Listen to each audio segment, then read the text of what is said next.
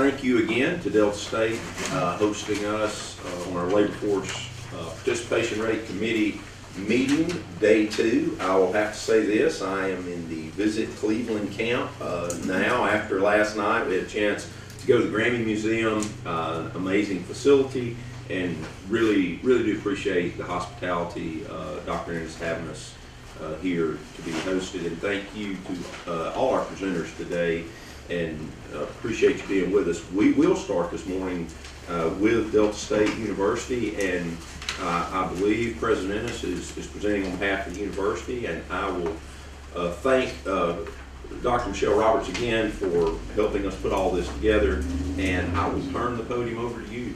Thank you. Good morning. Morning. Welcome to Delta, and welcome to Delta State University in the beautiful city of Cleveland. And yeah, I want to reiterate that all thanks to the staff who really worked hard to make this a good visit for you all, and I hope that you've enjoyed it, and please come back. But taking off my host hat, I'm now part of the agenda and a presenter, so I want to talk a little bit about Delta State. And I give this presentation in the context of knowing that you've already heard from the commissioner, and so some of the things I'm going to say are the Delta State take or reaction to things you already know about the larger IHL profile in terms of workforce development. So we begin with Delta State's local impact, because we're both a generator of workforce and a consumer of workforce in the Delta. We're one of the largest employers in this region, and our economic impact is pretty profound on this area. And of course, like all the universities represented today, we also send our alums out into Mississippi, and our alums do tend to stay at Mississippi at a higher rate than many other universities in the IHL system. And then our own institution supports over 500 jobs in this region.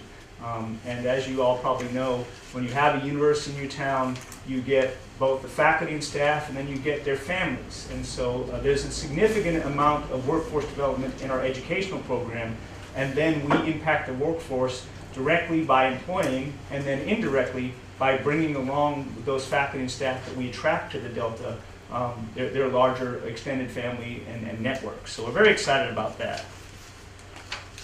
So a little bit about us, and you probably know this data, so I'm going to just keep it very brief. We're a small public regional, 2,785 students, as I checked last night, our very latest data. I've been telling people 2,800, close enough. We are 81% in-state, and the IHL average for in-state is 63%, and we're quite proud of the fact that we, like a lot of the regional universities, are much more oriented toward our in-state population. 49% of our students are Pell eligible, and then our mix is 53% white, 36% black. Dr. Roberts was right to point out that does not add up to 100. We've got a lot of other categories, but I wanted to keep the slide simple. But Hispanic, Pacific Islanders, and then the international students make up the rest of that population. And like most universities in the state, we are trending more female than male in the last few years, with 59% female and 41% male. Right? So I mentioned I wanted to invoke the commissioner's report to you in Jackson about a month ago because it really matters in the Delta. We know that we have in Mississippi not an unemployment problem, but a workforce participation problem, in that we have population that for various reasons could be but are not in the workforce. And I'll go ahead and tell you from the local context, we have employers in the Delta who are craving employees.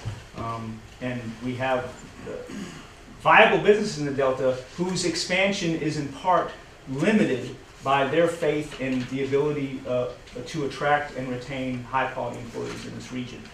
So we're very aware of that.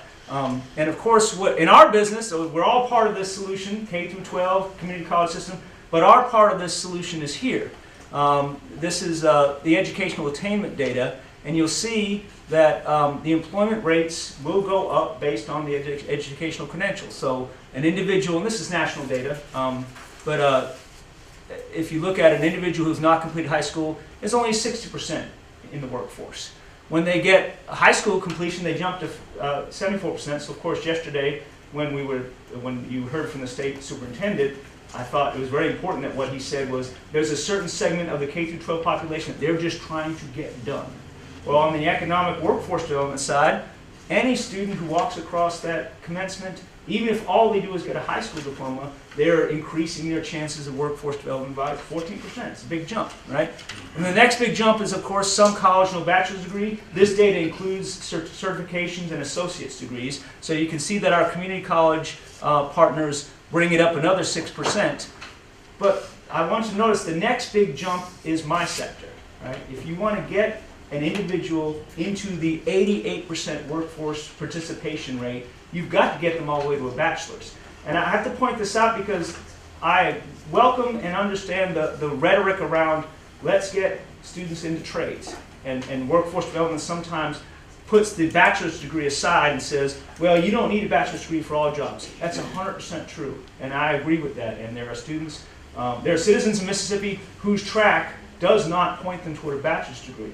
But on the larger question of Mississippi's persistent workforce development problem, I have to reiterate as a university president, the biggest mover into the workforce is still and will continue to be bachelor's degree attainment. And while I want to give due respect to workforce development that includes skills, Metatronics, and workforce development that goes into a profession, whether it's lineman or whatever, allied health, those are important parts of the sector. But we will not actually break the persistent underemployment in Mississippi until we increase bachelor's degree attainment. And all the other things we talked about yesterday, and all the other things we talked about moving people in the workforce, you're not going to get a significant portion of Mississippians in the workforce at this high 88% rate if you do not increase our bachelor's degree attainment. And that bachelor's degree in this data is any bachelor's degree. And I think that's important. And I won't presume to speak for my fellow presidents, but when you look at this data, we don't get into the fusses about whether a student should major in anthropology or engineering, right? Those are good disciplinary conversations that our faculty have, and we talk to industry about what they need. But at the large level, at the policy level, please know any bachelor's degree moves them closer to full participation in the employment market. Now, we can also have a sub-debate about which bachelor's degrees may move them into higher economic places, and that's certainly a conversation that we have all the time among our faculty. We certainly understand that some bachelor's degrees have more earning powers, some bachelor's degrees are more needed in Mississippi, but if you take away anything from my message, I'll just tell you, Mississippi needs more bachelor-holding citizens, and if we get down to angels dancing on pinheads as to which bachelor's degree, we're missing the point that any bachelor's degree, even the degrees you might think are useless, like my beloved bachelor's in English, that still moves them into a different socioeconomic position and increases their workforce development. So all of us in the higher education sector, we primarily want to get them graduated. Now, achieving that and then talking about how to refine that workforce development and talk about which bachelor's degree we should invest in, that's a good conversation to have. But in general, this rising tide will float all the boats. If we can get more bachelor's degree attainment across the disciplines, we're going to have higher workforce development. The data is strong, it's consistent, and it goes year after year across multiple crosstabs. You can't fight this data because it's the reality of workforce development, not just in Mississippi, but in America. Our challenge here is we are both proud of this number, and I want to draw attention to this number. We are in the Delta, so half of our students are Pell eligible. And if you know higher ed, and you are all on our Senate committee that knows higher ed, you know that Pell eligibility is an indicator of their financial means to pursue a college degree. So the number of Pell eligible students who graduate at DCU is 39%. At DC, Delta State is 39%. That's actually good, because the national average for our peer group is 34%. So we are overperforming by 5% the completion rate for the Pell eligible. The challenge that we face is when you all look at metrics for college productivity, and when the Senate breaks open the funding formula and starts looking at graduation rates, what I have to passionately caution you against and argue against is, please, please, please contextualize those graduation rates to the population that is being served. We have a noble mission. We take on more Pell eligible students at a higher percentage than most IHL universities, and we graduate them at a higher rate. But given the headwinds that a Pell eligible student faces in the Delta, It is not a failure that only 39% of them get their degree. I want that to be 100%. But when you engage a Pell-eligible student, you're engaging their whole life. And as you all heard yesterday from the superintendent, life happens to these students. And when life happens to these students, they are far more vulnerable to interruptions in instruction than students who come from middle class or upper middle class background, stable homes with lots of disposable income. So completion rates by themselves, they are a measure, and at the end of the day, every college president, I think, wants every student they matriculate to graduate. That's what we're put on this earth to do. But for us that take on, either by our geography or by our mission, and sometimes both, take on the most vulnerable students, our measure of success has to be contextualized by the fact that every one of my Pell-eligible kids is one flat tire away from dropping out.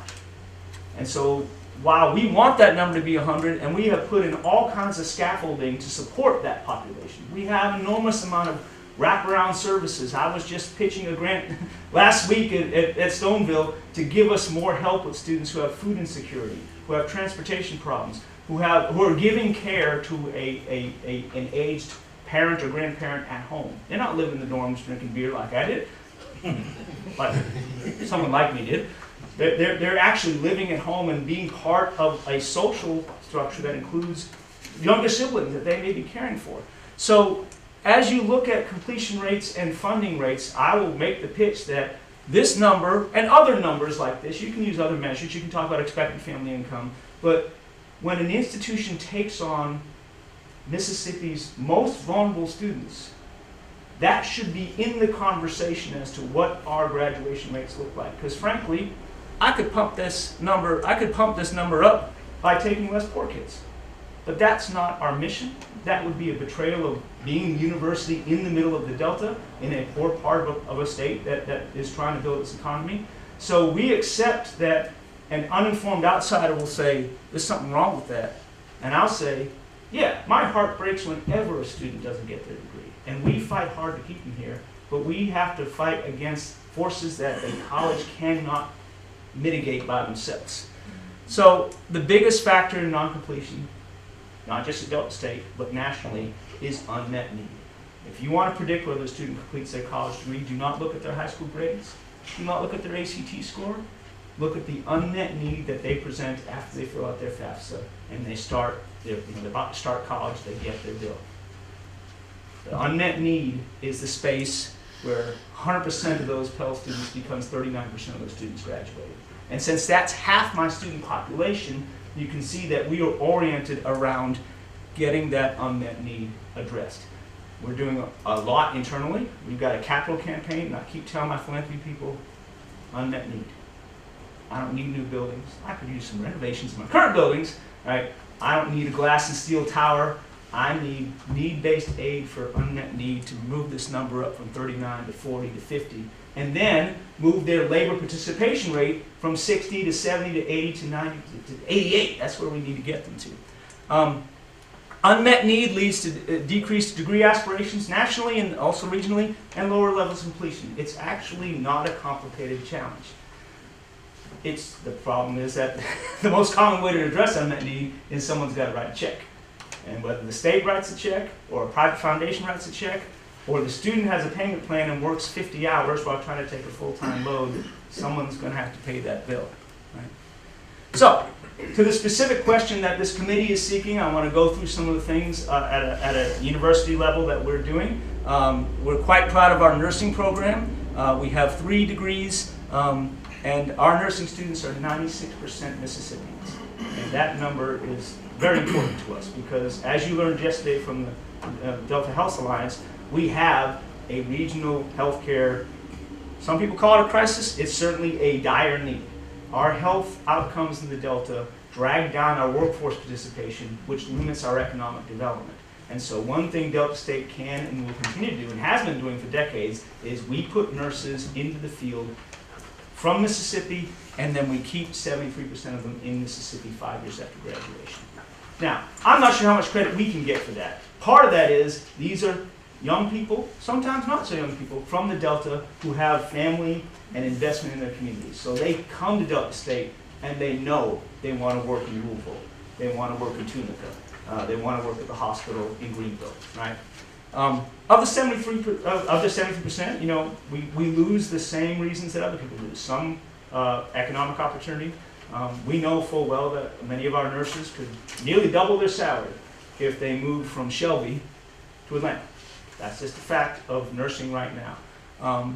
But we're proud that we have so many Mississippians in our program. We have so many Mississippians stay. I'd like that to be a higher number, but once again, we're talking about students maximizing their own potential, and for some of them, their choice is to move on, and we struggle with that. Of course, my response is, what can we do to make this place the place that you want to spend the rest of your life? What can we do socially, economically, aesthetically, fiscally, to make more of those nurses say, I can have a good life in the Delta? 73% of them stay. Wouldn't that be lovely? I think a lot of our health challenges in the Delta would go down if I could increase that number to 80, 85.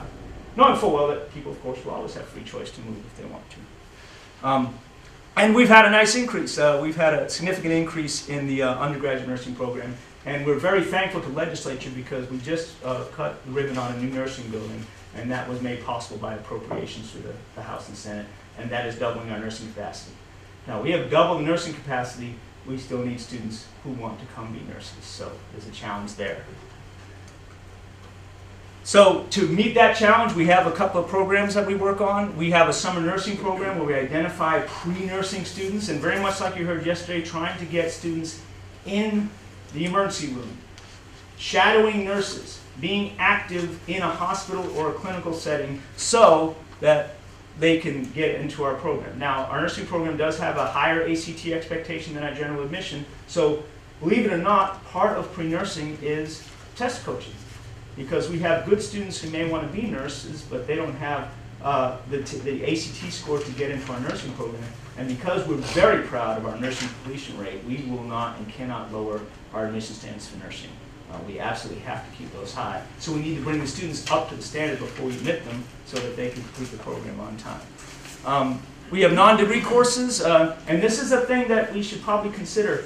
Y'all, when we talk about nursing, there is a hidden cost for students to be ready to be nurses, right? We don't use the word remedial, but we do have non-credit courses for students who we look at their data and say, this is a profile of a student that's going to struggle in anatomy and physiology. We're going to have a non-credit pre-anatomy course to get them ready, right? Like you might have taken pre-algebra before you took algebra, right?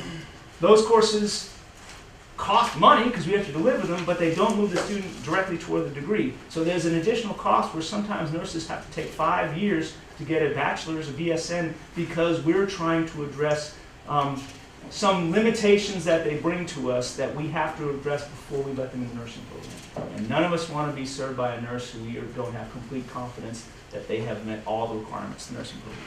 And we've had some great financial support. You met some folks yesterday. That we've got grants from the Bauer Foundation, South Delta Planning, and a lot of local healthcare agencies, including the Delta Health Alliance, continue to give us support for these programs.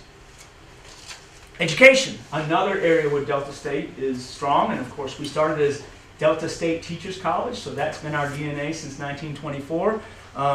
We have both elementary ed and the Master's of Arts in Teaching, and like nursing, 95% of our education students are Mississippians, and 72% stay in Mississippi. It's eerie how close this is. Nursing and education, two major needs in the Delta, are two areas where we bring Mississippians through, and then we put them into our state workforce. So we're proud of that, but it's not enough. In this case, like nursing, we have extraordinary amounts of unused capacity in education.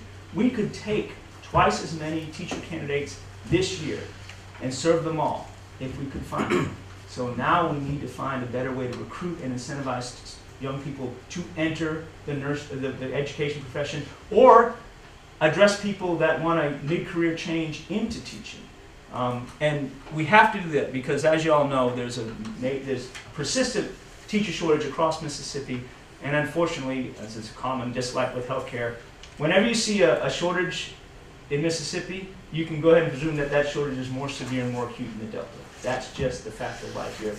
Almost every school district has a teacher shortage, especially those school districts that are rural, right? Well, almost all of our school districts are rural, so we have a significant number of teacher shortages. We have Congressional District 2, which is basically the Delta. It maps over the Delta almost perfectly. We have 454 teachers vacancies right now. And those, it's October. A lot of those teaching jobs will not be filled. I can't graduate a student in mid-semester, and even with alternative qualifications, we've got students in the Delta being taught by long-term subs. And then, of course, we try to get them to Delta State, and we have to address some challenges when they arrive. Aviation. So we have 3 degrees in aviation and then the certification in agricultural aviation. You heard a little bit about that yesterday because that agricultural aviation program is done through a federal appropriation from Senator Hyde-Smith. And we also get support for apprenticeship program that you heard about yesterday from South Delta Planning. 100% of flight operations graduates have secured jobs, and 32 out of 32 agricultural pilots, 24 in Mississippi. I will say the challenge here is that it is very hard to figure out how many of these pilots actually stay in Mississippi. Because I don't know how to count someone who has a house in South Haven, but they fly out of Delta in Memphis. But we are trying to understand, certainly the ones who stay in this region and are able to work in private or corporate, they can stay in Mississippi. I gotta be honest, I've got dozens of alumni pilots in Atlanta because they go to Delta Airlines. And that's part of having an aviation program. Is a certain percentage are going to move to hubs. Charlotte, if they fly for American. So I don't have the same bragging points about keeping the pilots in Mississippi, but I certainly do in the aviation, agricultural aviation, which is an intensely localized program. And I see our alums from that program flying around our fields the week after they graduate, and it's lovely. So I want to briefly just mention some other programs. These are also high-need programs, but I want to, in the interest of time, just touch on them briefly. Our Bachelors of Social Work is extraordinarily important in this region. We have an enormous amount of unmet social need. We don't have enough social workers, and in some cases, the infrastructure at the county level or at the state level is not sufficient to help students, citizens of the Delta with all their needs. So, frankly, I think the Child Protective Services, Mississippi Child Protective Services, I don't know how that exists without our graduates of social work. They are the ones who intervene. They're the ones who take on extraordinary caseloads. And like nursing, we could employ twice as many social workers if I could attract them and get them through the degree program quickly enough.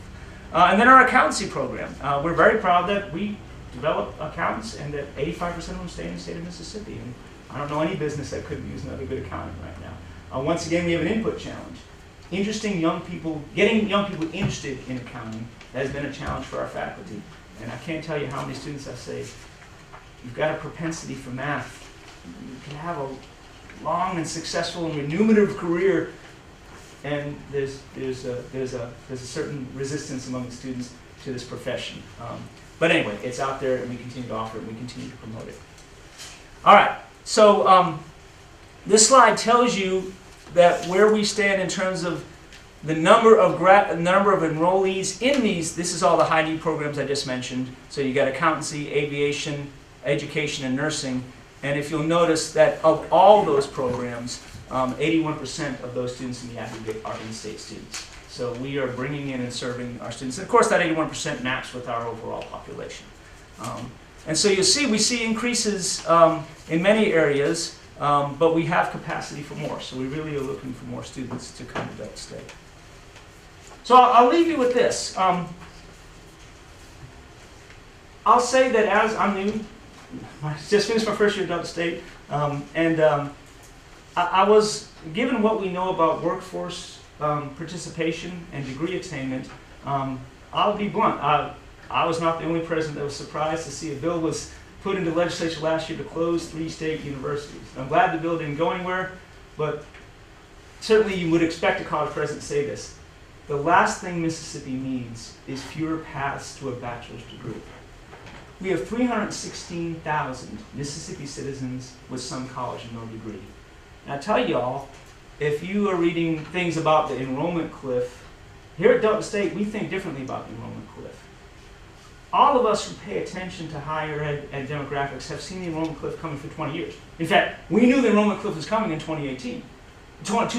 So all you had to do is see how many babies were born in 2008. At 18, that's your enrollment cliff. We had a recession. Birth rates did not recover after the recession as they normally do. and here we are with fewer traditional 18-year-old students. But Delta State is part of the smaller university cohort that has the ability to be more flexible. And here's where we're positioning Delta State.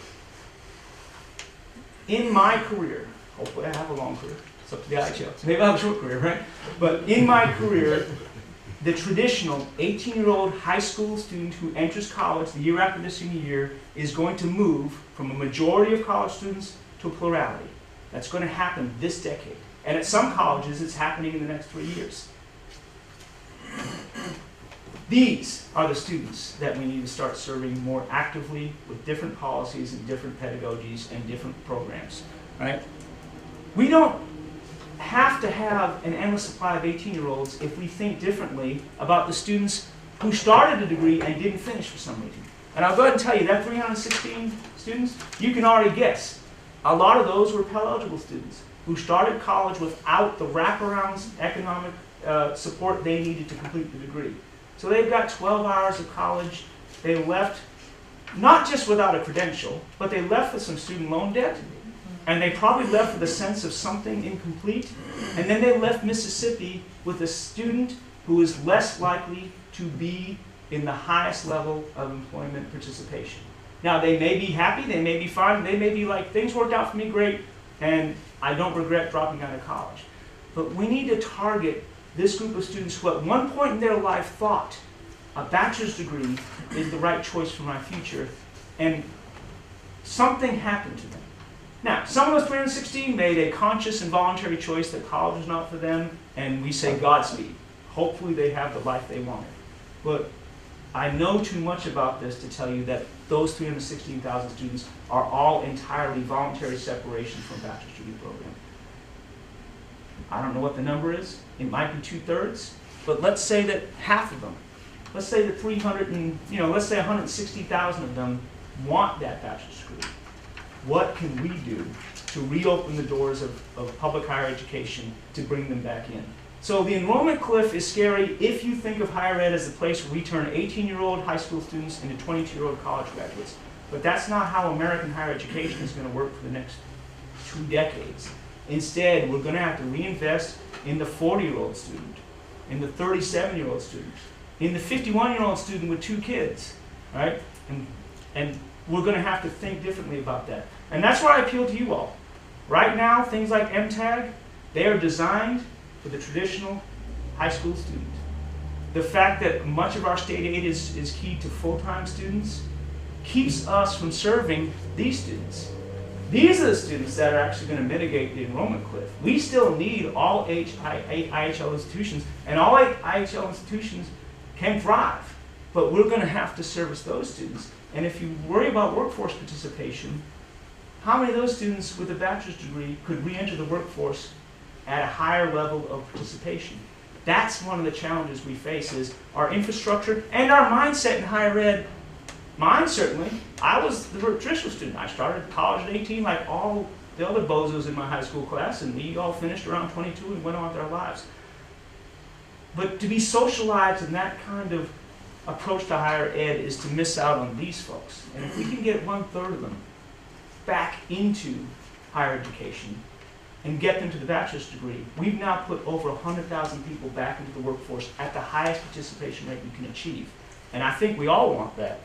So what we need to work on, and at least at Delta State, is we need to increase our BA, let's just say BSBA attainment. We need to do it across the state, and Delta State has to be part of that.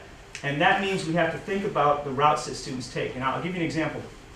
Yesterday, y'all heard a lovely presentation about alignment, right? And it's great. You can get alignment in 6 weeks. That young person can get a credential in a high-need area. And you heard anecdotes, right? These linemen making a ton of money because of the hurricanes, right? Going off and making, $10,000 in 3 weeks, all right? That's great if you're 22. I want you to picture the 54-year-old lineman. That student maybe never thought about a bachelor's degree when they could make good money as a lineman at 22. I tell you what, I come from South Carolina. We had hurricanes every year. I had linemen in my yard every fall. I never saw a middle-aged lineman. because some of these careers are great for young people, but they don't have a 50, 60-year employment horizon. And that's where we have to be more flexible about retraining students. Multiple career lives is a concept that we have to be more comfortable with. That a person could be a firefighter for 8 years and then go back to school and be an accountant for 15 years, right? And then be a teacher for the last 8 years of their career, teaching math, which is something we need, right? We have to be aware of technological replacement. So we're looking at our aviation program with both enthusiasm and terror. I'm enthusiastic because our aviation program is an extraordinary part of Delta State's history and tradition. I'm terrified that in 30 years, half those planes are going to be drones. And what is Delta State going to do when that happens? Well, we have to get ahead of that, so we are. We need to think about how our policies support students who need childcare, who need transportation, and who need help with tuition. We think about financial aid too often as helping them pay their bill. If I have a student who has a zero balance, but they live in Clarksdale, and as you heard yesterday, 5 people in the family are sharing one vehicle, that student's not going to finish their bachelor's degree. They'll make a good try of it, but they're going to be part of the 2/3 of Pell-eligible students who don't get it done, right? And then we need to think about regional need. Now I'm going to end on this because the range of size, delivery, and modality is important for Mississippi. Consolidating into a few larger institutions ignores the fact that in our regions, we have students in small high schools. We have students who take this wonderful path from a high school where there's 50 seniors to a community college where the socialization is ramped up enough for them to adjust and handle it. And then they come to a place like Delta State where they can go anywhere, but they're still managing a community that's the right size. So the reason that we should have different size schools in different parts of the state is that we have different needs across our state. And one of the things I say when I go to Rotaries is, one of my favorite quotes is by James Madison, one of the officers of the Constitution, president, and he was asked about public higher education. He was asked, why should the government support colleges? And it's a good question. This is 1810.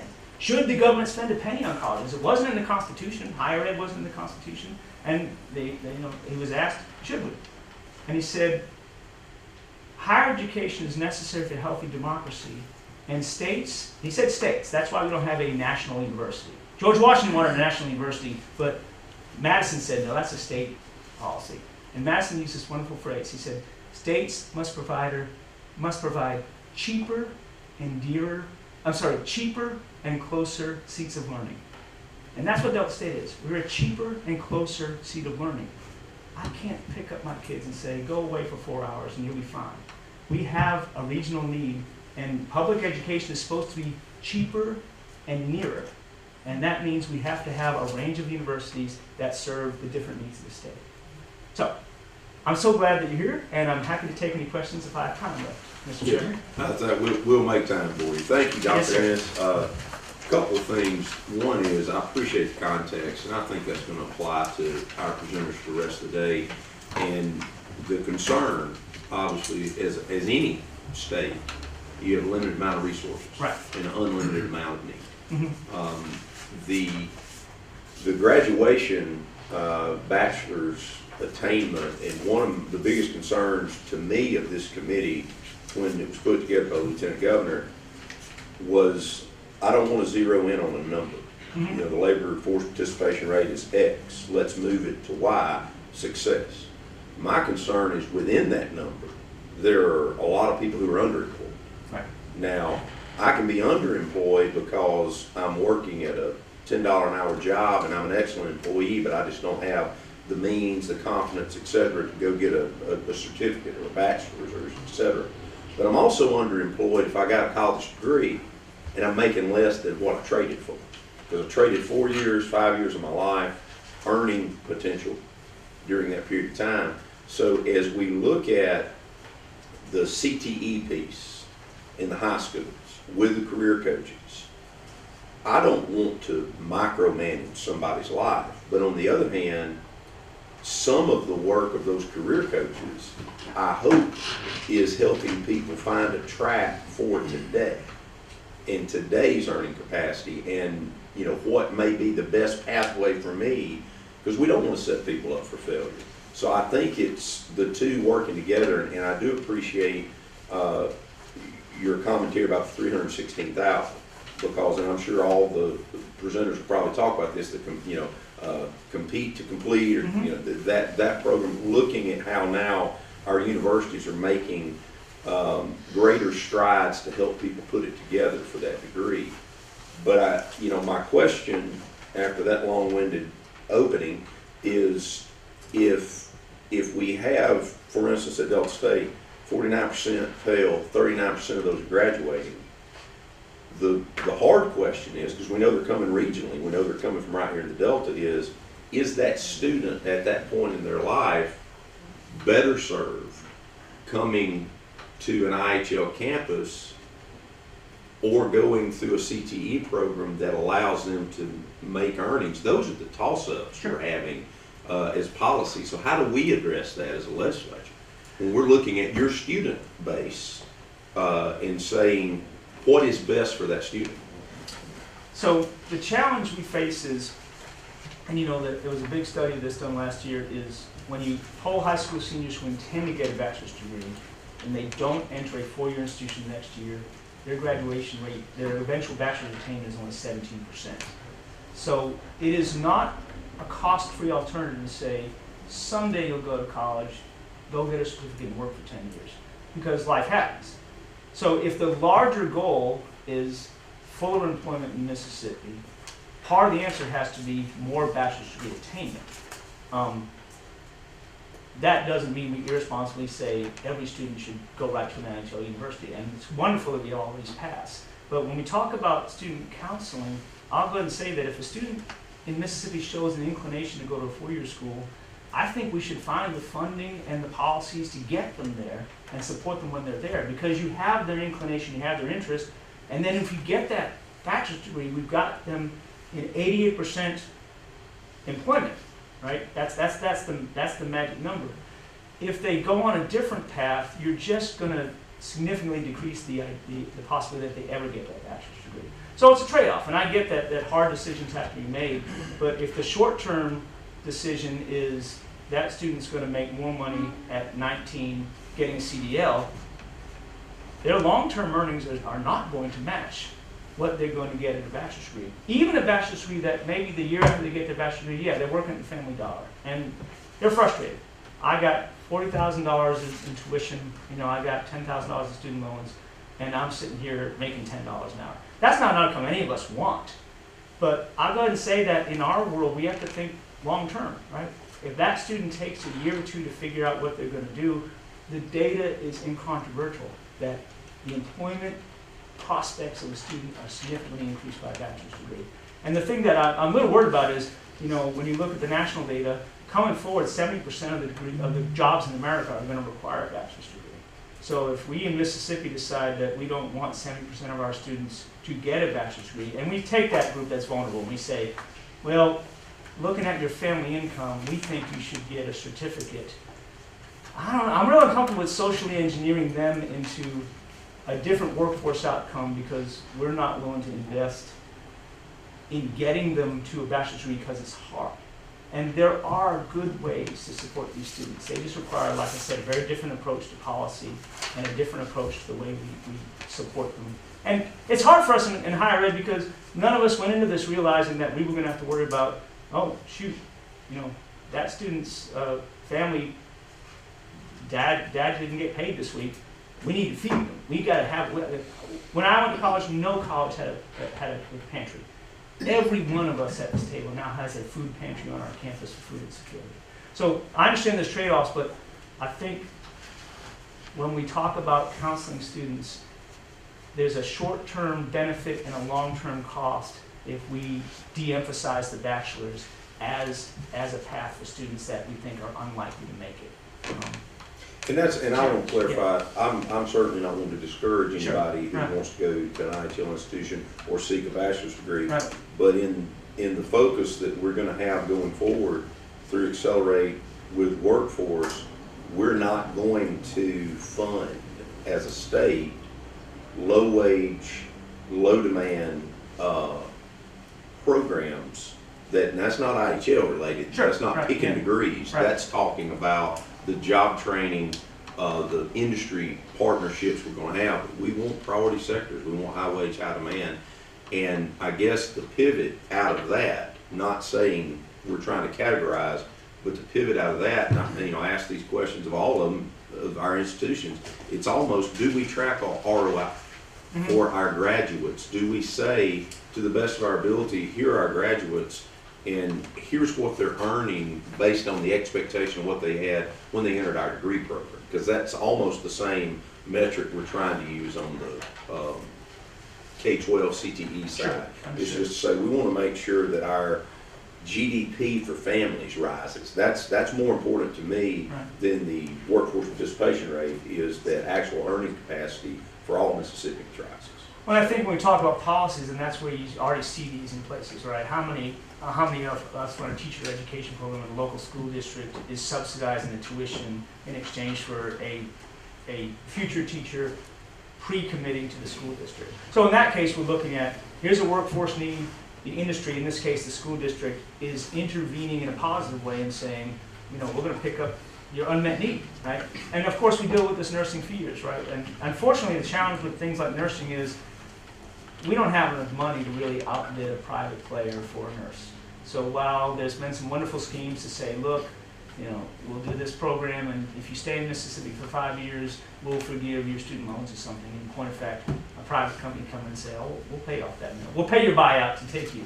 So, but there are places certainly where, in the higher ed system, if you have a high need, high wage program that I don't have, and it makes sense to mount that program at Delta State, then we have a conversation about where are these students coming from and what's the investment in getting them out. And certainly we have students who come to college. There's two things to know. Is one, the freshman choice of a major is extraordinarily unreliable. So if you have a student who comes in and they show up and they're undeclared, those incentives, whether they're tuition incentives or signing bonuses, or most importantly, paid internship, which you heard about yesterday, or a co-op experience, you can divert students who don't really have a plan into those industries and those workforce needs you have. But we've got to put that in front of the students and say, if you're just adrift, here's an incentive, here's a program, here's a curriculum, and here's a job at the end. Work it here.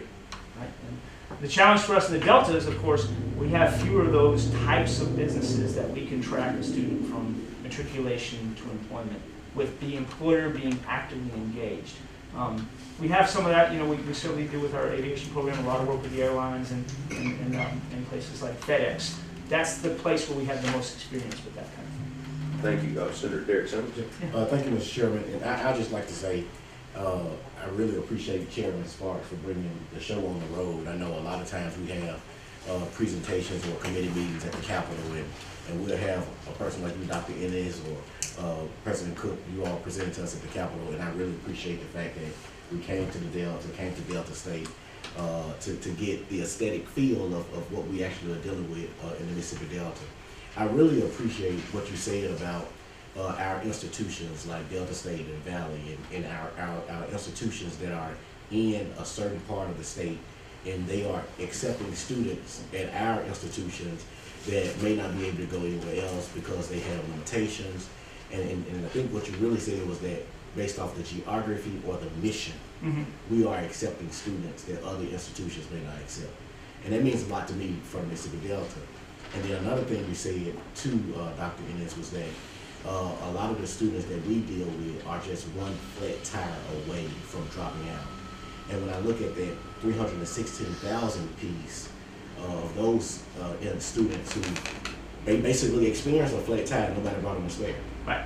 And so my question is, what policy-wise, what would you say should be a recommendation for us if we are trying to target that 316,000 and trying to get them back into our institutions so they could actually have a degree attainment? The biggest difference you can make for Delta State, and I won't speak for my peers, but I suspect they might echo this, is the state aid that's tied to full-time students will not touch any of those 316,000 students. Because those 316,000 students now have kids and jobs and lives and mortgages and homes and car payments. I can get them to Delta State for 6 hours, maybe a couple of classes. But when you have state aid locked into the old model, full-time, you're actually taking taxpayer money from those 316,000 and you're giving it to, students who are full-time. I think full-time students, of course, need the most aid because they're trying to get that degree done in 4 years, but if you want to reach those other students, we've got to be realistic. They're going to be part-time, and they're going to take 6 or 7 years to finish because they're not going to quit their job and come back to Delta State and move into Monroe residence halls. They're going to stay in Shelby. They're going to stay in Drew, right? They got a job in Tunica, right? They're living up in Horn Lake. I can work with them in terms of modality, distance learning, some hybrid classes, but if they can't access the lion's share of state aid in Mississippi, they can get federal, they can get a student loan, they can get partial Pell, but we've locked out that group of students from the state aid that was intended to help increase college completion. So that and I appreciate what you said about when we have our counselors who are trying to help those students make post-secondary decisions. Mm-hmm. That's on the front end. But that 316,000, these are people who've already made those post-secondary decisions, and now for whatever reason they didn't finish. Right. But we know based off that 88%, it's in the state's best interest to get them that bachelor's degree. So we want to try to do everything we can to try to get them back to our institutions. So Right. it sounds like we need more money that's not tied to state aid. Well, I mean, certainly when I talk to private foundations, that kind of aid is something I talk about because they are more flexible about how they spend their money. And I want to acknowledge that the chairman's comments by being very clear. That 316,000, they're hard reach. They're hard to educate, and they require different resources. So, just bottom line, it is cheaper and easier to turn an 18-year-old into a 22-year-old college graduate. It's just their lives are focused on coming to college. They'll get it done. Some will, some won't. But to retrieve that 300-something thousand, even to retrieve a portion of them, it will take more money per credit, I think, to get them done. Because the way we recruit them, the way we engage them, the way we support them. You've got a student who they took college algebra in 2015. Now they're coming back to get a nursing degree, and they've got to move on. And they may need some remediation. I mean, it doesn't help me if they took a college class 15 years ago, and that college class they passed it when they were 21, and now they're 43, and that's a prerequisite for the next class. In some cases, we'll accept their credits, but we still have to address their skill deficit because they've been out of higher ed for a long time. So I think they're worth going after, but I won't sugarcoat it. They require more effort, and their success rate is going to be lower because some of them actually haven't really addressed the factors that led them to quit college in the first place. Their life is just not set up to go to a four-year institution, and while their desire may be there, their family or financial situation may be something that no state policy and no amount of financial aid can really address. But like I said, I'm a realist. I can't get all 300 something, but if I get a third of them, I help the state and I help a third of them. I'm the guy, the story, you're sitting on the beach and there's all these South Carolina story, all these sea turtles, and they're all trying to get in the water, and most of them are going to die, and the guy on the beach starts flipping a few sea turtles into the water, and the other person comes up and says, "Why are you bothered? Most of these sea turtles are going to die. It doesn't make a difference." Pick up a sea turtle and say, "Made a difference to that one." That's how we got to approach these students. It makes a difference to that student that we help them, even though we can't help them all. Thank you, Mr. Chairman. Thank you, Senator. Any other questions? Senator Williams? I'm sorry, I know right quick. Thank you, Mr. Chairman.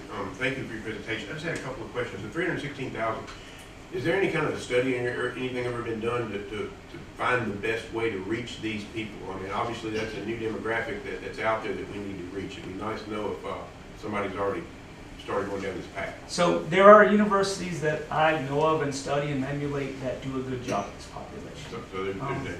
The one I like the best, that Georgia State is extraordinarily good at retrieving these kinds of students, and they have built all kinds of infrastructure for these students. And part of it has to do with thinking very differently about schools. For example, one of the best practices of this population, multiple entry points. You can't just start in August and January. So then I've got to sit down with my overworked staff and say, can we enter a cohort of students in October? Can we enter a cohort of students in May?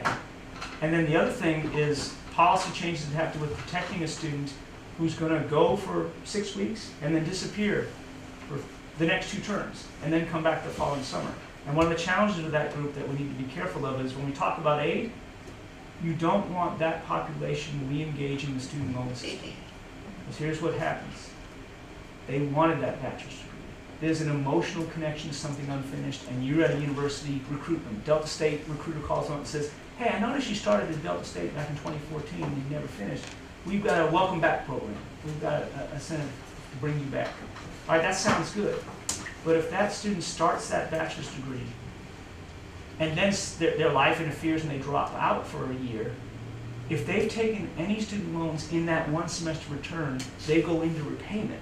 So we have to be very careful about protecting the student from that, which means, unfortunately, if they're a lower income student, a student loan is often a choice that they want to make, and you have to sit down and actually you have to do the counterintuitive thing and say, can we fund your first semester back without a student loan? Because if this doesn't take, now you're worse off.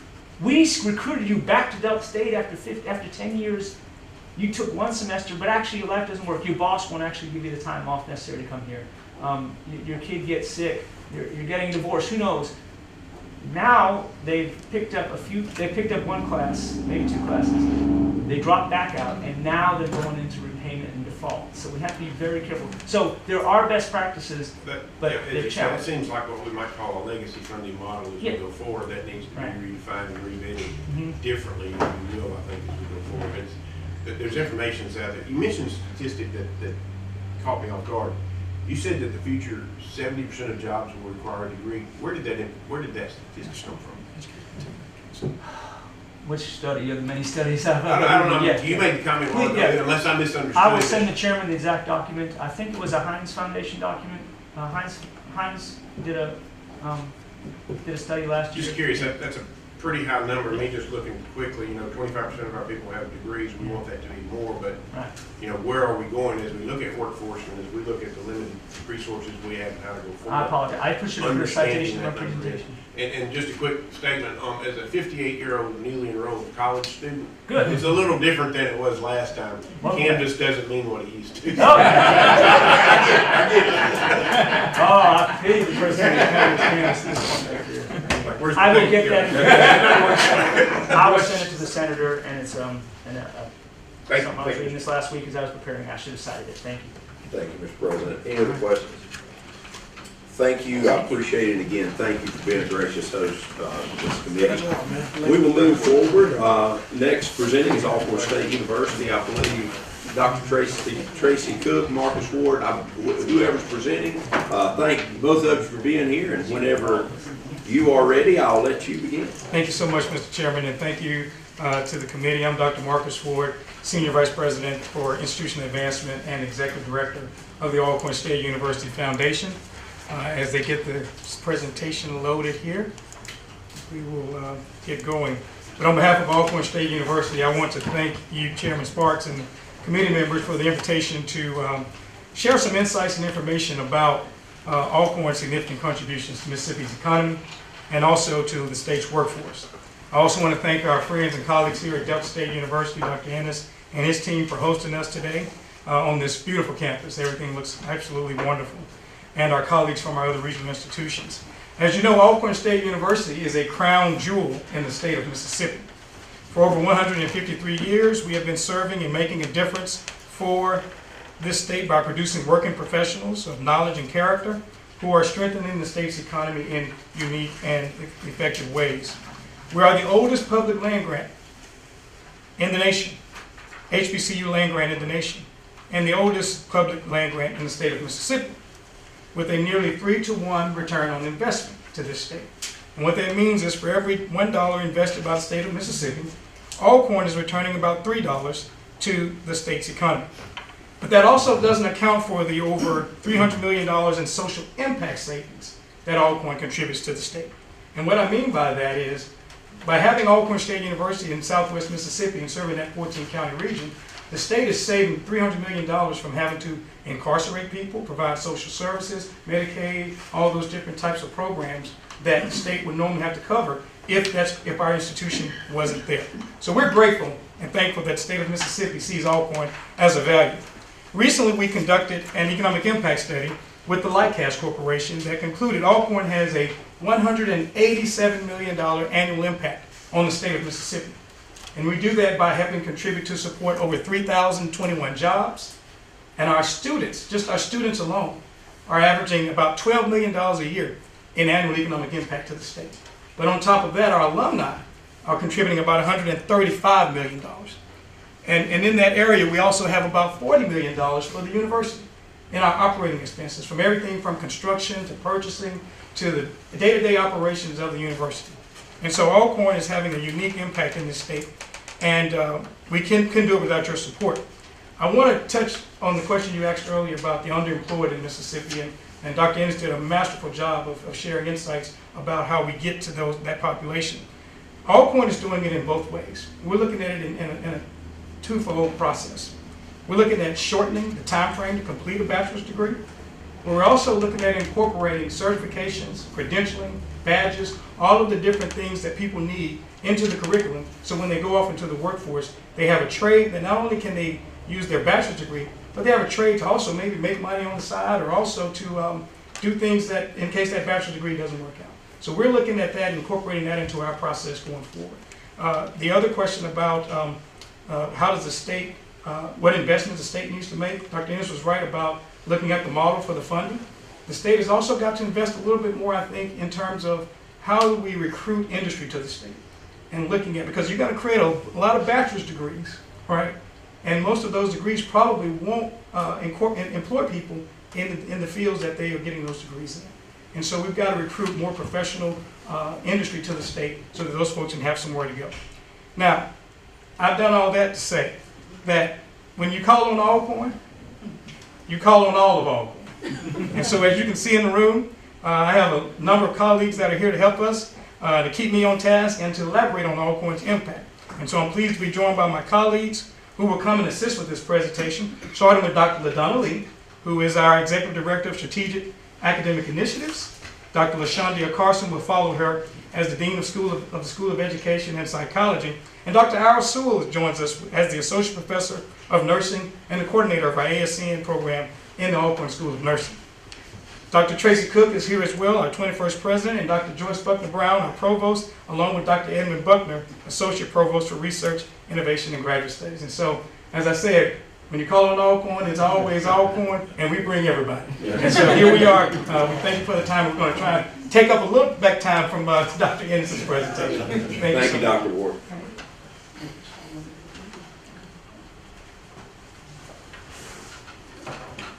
Good morning. Good morning. At Alcorn State University, we proudly uphold a rich tradition where knowledge and character not only matter, but form the foundation of everything we do. With a dedicated team of 653 employees, Alcorn State University proudly serves a vibrant student body of 2,894 students as of fall 2023.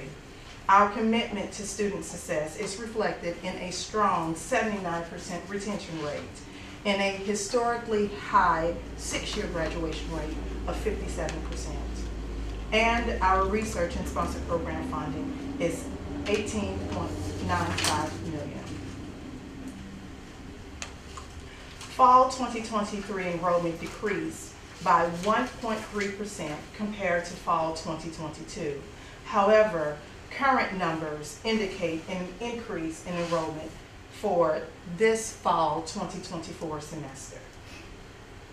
We are definitely encouraged by the positive impact of the state's new career coaching program, which currently includes Vicksburg High School.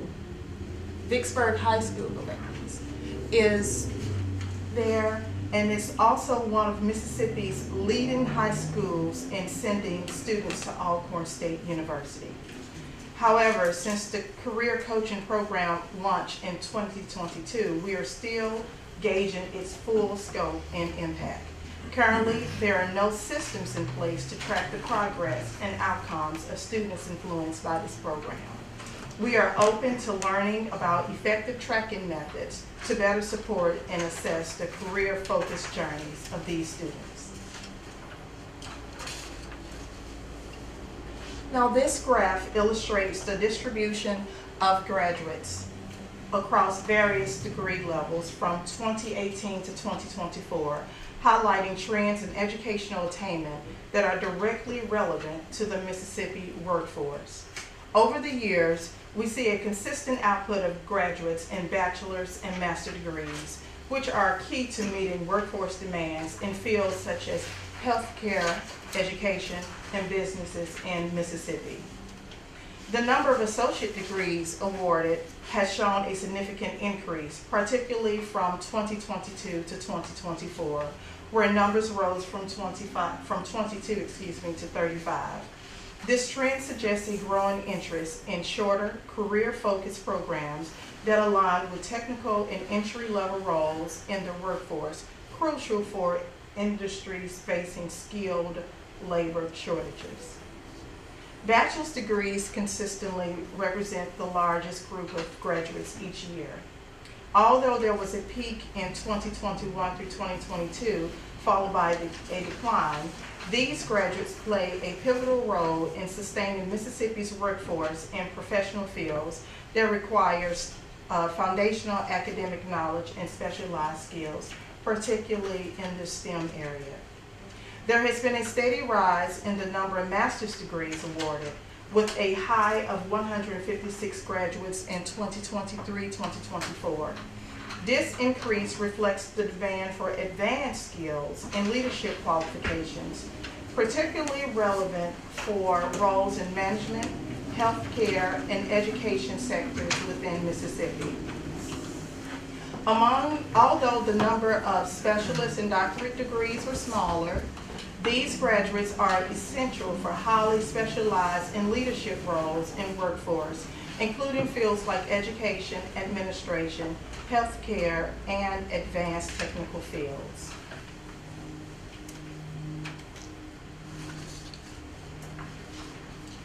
This table provides insights into the alignment of Alcorn State University graduates with the Mississippi workforce, especially in relation to the percentage of graduates employed in-state 5 years after graduation.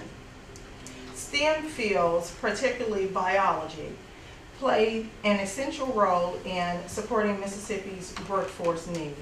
For example, 49% of biology graduates remain employed within the state 5 years after graduation, indicating a substantial impact on Mississippi's healthcare, environmental science, and research sectors. This retention aligns with the high demand for STEM professionals in both public and private sectors across the state. Several other programs, such as nursing, ASN and BSN programs, also contribute significantly to the state's workforce. Nursing graduates have 5-year employment rates of 66% and 60% respectively, reflecting the healthcare sectors needed for consistent, qualified staff in Mississippi. These graduates address crucial workforce gaps in local hospitals, clinics, and public health services.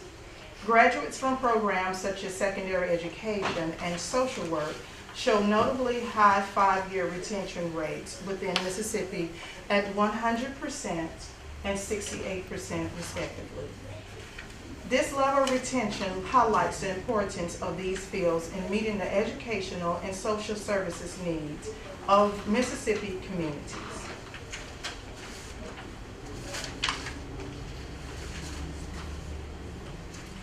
The Department of Advanced Technology offers 3 undergraduate programs and 2 graduate programs.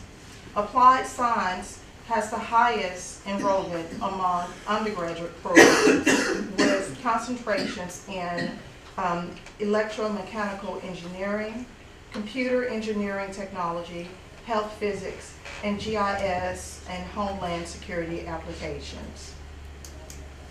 Both graduate programs have equal enrollment, and this is as of fall 2023. These majors provide students with valuable job and internship opportunities through our partnerships with businesses in Mississippi. Students and recent graduates have access to specialized roles from health physicists and radiation protection managers to quality engineering. These roles are part of permanent job placements and internships at respective Mississippi businesses or businesses that are in Mississippi, like Entergy. Entergy and ASU developed the first radiation technology program in Mississippi in 2007. All students who graduate from the master's degree program with a concentration in radiation technology are gainfully employed. Alcorn State University has partnered with Nissan to enhance the robotics and automation program by providing robotic equipment for student use. Additionally, Nissan offers scholarships to Alcorn students supporting their educational pursuits. Our 1999 alum, Victor Taylor, is now the vice president for Nissan plant. Southwest Electric offers our students hands-on experience through internships. This past summer, Austin Smith, an Alcorn student majoring in robotics and automation technology, completed an internship. And did I miss one? Okay, and ERDIX. ERDIC provides a path for Alcorn students and faculty to participate in research activities. This year, DeMarcus Jackson, an Alcorn student, was selected as a Technology Commercialization Fellow at ERDIX Works.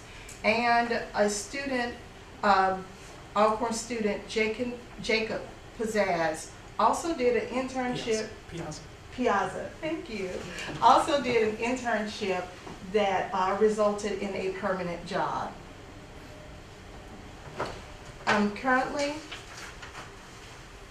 Alcorn State University is currently entering a memorandum of understanding with the Mississippi Department of Health, and so far they have 3 jobs have been secured by our recent graduates with them. Now I will yield the podium to Dr. LaShondia Carson, Dean for School of Education.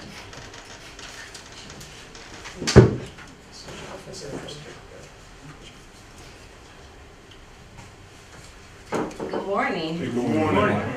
The School of Education and Psychology manages the Complete to Compete program. In 23-24, we graduated 16 candidates. Currently, we have enrolled 30 students for fall 24, and as of last week, we have 34 students new admits for spring 25. And so just know that we are working to collect the data. This program is new in our department. Previously, it was under the provost's office, and so we have seen a steady increase in the numbers. And so by the end of 25 academic year, we will have a comprehensive report that we could share with you all. Also in the school, our certification programs include the teacher education program, which is the traditional route and the alternate route. And we currently have 60 candidates in the program. And at the graduate level, we have our professional counseling program, which is school counseling and clinical mental health, which right now we have 51 students enrolled. Also in 2019, the National Science Foundation awarded us the Robert Norris Teacher Scholarship and Stipend Grants, which was for $1.2 million. The goal was the aim is to attract and to support 36 students in math and in science to become K-12 teachers in high-need school districts. There are 36 scholarships that are available to juniors and seniors. Each year they can get up to $10,000. And as of today, we only have had 4 of 36 students to complete the program that are teachers in Mississippi. Reason being that we have seen several challenges, such as the licensure exams, the Praxis Core, the Praxis Subject Assessment, the Principles of Learning and Teaching, and the Mississippi Foundations of Reading exam. And also, the salary has been a challenge for the students. Some feel that it's unfair for them to have pay and take 4 licensure exams, and at the end, they only make $41,000 coming out compared to their counterparts that are nursing programs and such. And so we do continue to strive to recruit students. As of last week, we have recruited 1 math and 1 biology student that are enrolled in the program. And so that's all I have for education. Thank you. Next we have Dr. Iris Sewell, the Director of Nursing. Good morning, everyone. Good morning. I thank you for this time and opportunity to speak with you all about the School of Nursing, the undergraduate programs. The nursing programs undergraduate programs have been in existence at Alcorn State University for almost 50 years. We're celebrating 47 this year. The Associate of Science in Nursing program, we admitted the first students in 1977. In the Bachelor's of Science program, we admitted the first students in 1979. We received accreditation for those programs in 1981 and 1982. And then we continued to grow those programs. In 1998, we created a RN to BSN program online, which would help these Associate of Science in Nursing nurses go through a seamless transition to the bachelor's degree. As well as in 1999, we began with our LPN to RN program. So the goal of the undergraduate program is to grow nurses through the hierarchy so that they can be able to achieve different career goals and seek different opportunities within the nursing profession. The mission of the School of Nursing at Alcorn, we know that through teaching and through scholarship and service, our mission is to actually provide students with undergraduate and graduate nursing degrees where they can go out in the state of Mississippi as well as throughout the nation providing competent care to clients. As you can see on this slide right here, our nursing program is very significant. But the nursing practice in the 21st century faces many challenges. There are many challenges that we have to tackle. With there being rising healthcare costs, people delay seeking medical treatment. So people are sicker now than they have ever been before. We have technological advances, and all of that sounds good until you have a nurse who's at a new facility and they don't know how to use the equipment. So it kind of slows down the care that's given. Or when you have the nurse who is used to working at one hospital who have this charting system, but they move to another hospital and they have to learn all this different technology to care for the patient as a whole. As you know, with advances in healthcare, people are living longer, but as I said once again, people are sicker. Now, some other challenges that we face in the workforce may be burnout. A true story that I would like to share with you all. My child goes to school and he's in 4th grade, and I pull up this year and I see one of my friends, Holly. We work together at one of our local hospitals, and I say, "Good morning, Holly," and she opens the door and Corey gets out the backseat of the car and she says, "Boy, go on to class." Well, I'm thinking she's a helping mom because, as I told you all, in 2015, before Natchez Community closed down, we were colleagues. So the next morning I pull up, I'm like, Holly must be on vacation, okay? No, I asked Holly on the 3rd morning, I said, "This is what you want to spend your vacation doing?" Holly says, "No. After COVID, I'm tired. I would rather see these children smiling every morning, getting out to reach a goal, than to go face that hospital right now." She said, "But I do it sometimes on the weekend." So we have nurse burnout, we have the aging workforce, and as we have the aging workforce, that's going to lead to nursing retirement, with approximately 500,000 nurses leaving the field in 2024. There's also predicted, even with COVID happening, increase in pay, people traveling, and the nursing shortage has improved, there's still expected to be a nurse shortage deficit of 75,000 nurses by 2025. So do we need our nursing program? Yes, we do. Now, I want to share with you all some job placement data from our Associate of Science in Nursing program and our Bachelor of Science in Nursing program. At the top, we have the ASN, which is Associate of Science in Nursing, job placement rates. Now, in 2021 to 2022, we had a total enrollment of 50 students. That was first level students and second level students who will be graduating. Out of those 22 students, we did have a 100% job placement rate, with 67% of that being in the state of Mississippi. In 2022 to 2023, we had a total enrollment in the Associate of Science in Nursing program of 62.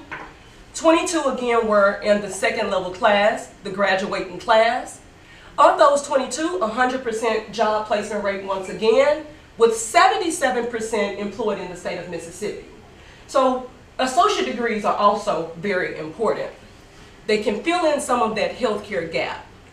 In 2023 to 2024, as you can see, enrollment is increasing, which is a great thing. We had 80 enrolled in the total program, with 37 graduates going out into the workforce. 100% were employed, with 73% being in Mississippi. I'm going to share with you all the BSN also job placement rates. 2021 to 2022 enrollment in the Bachelor of Science in Nursing program.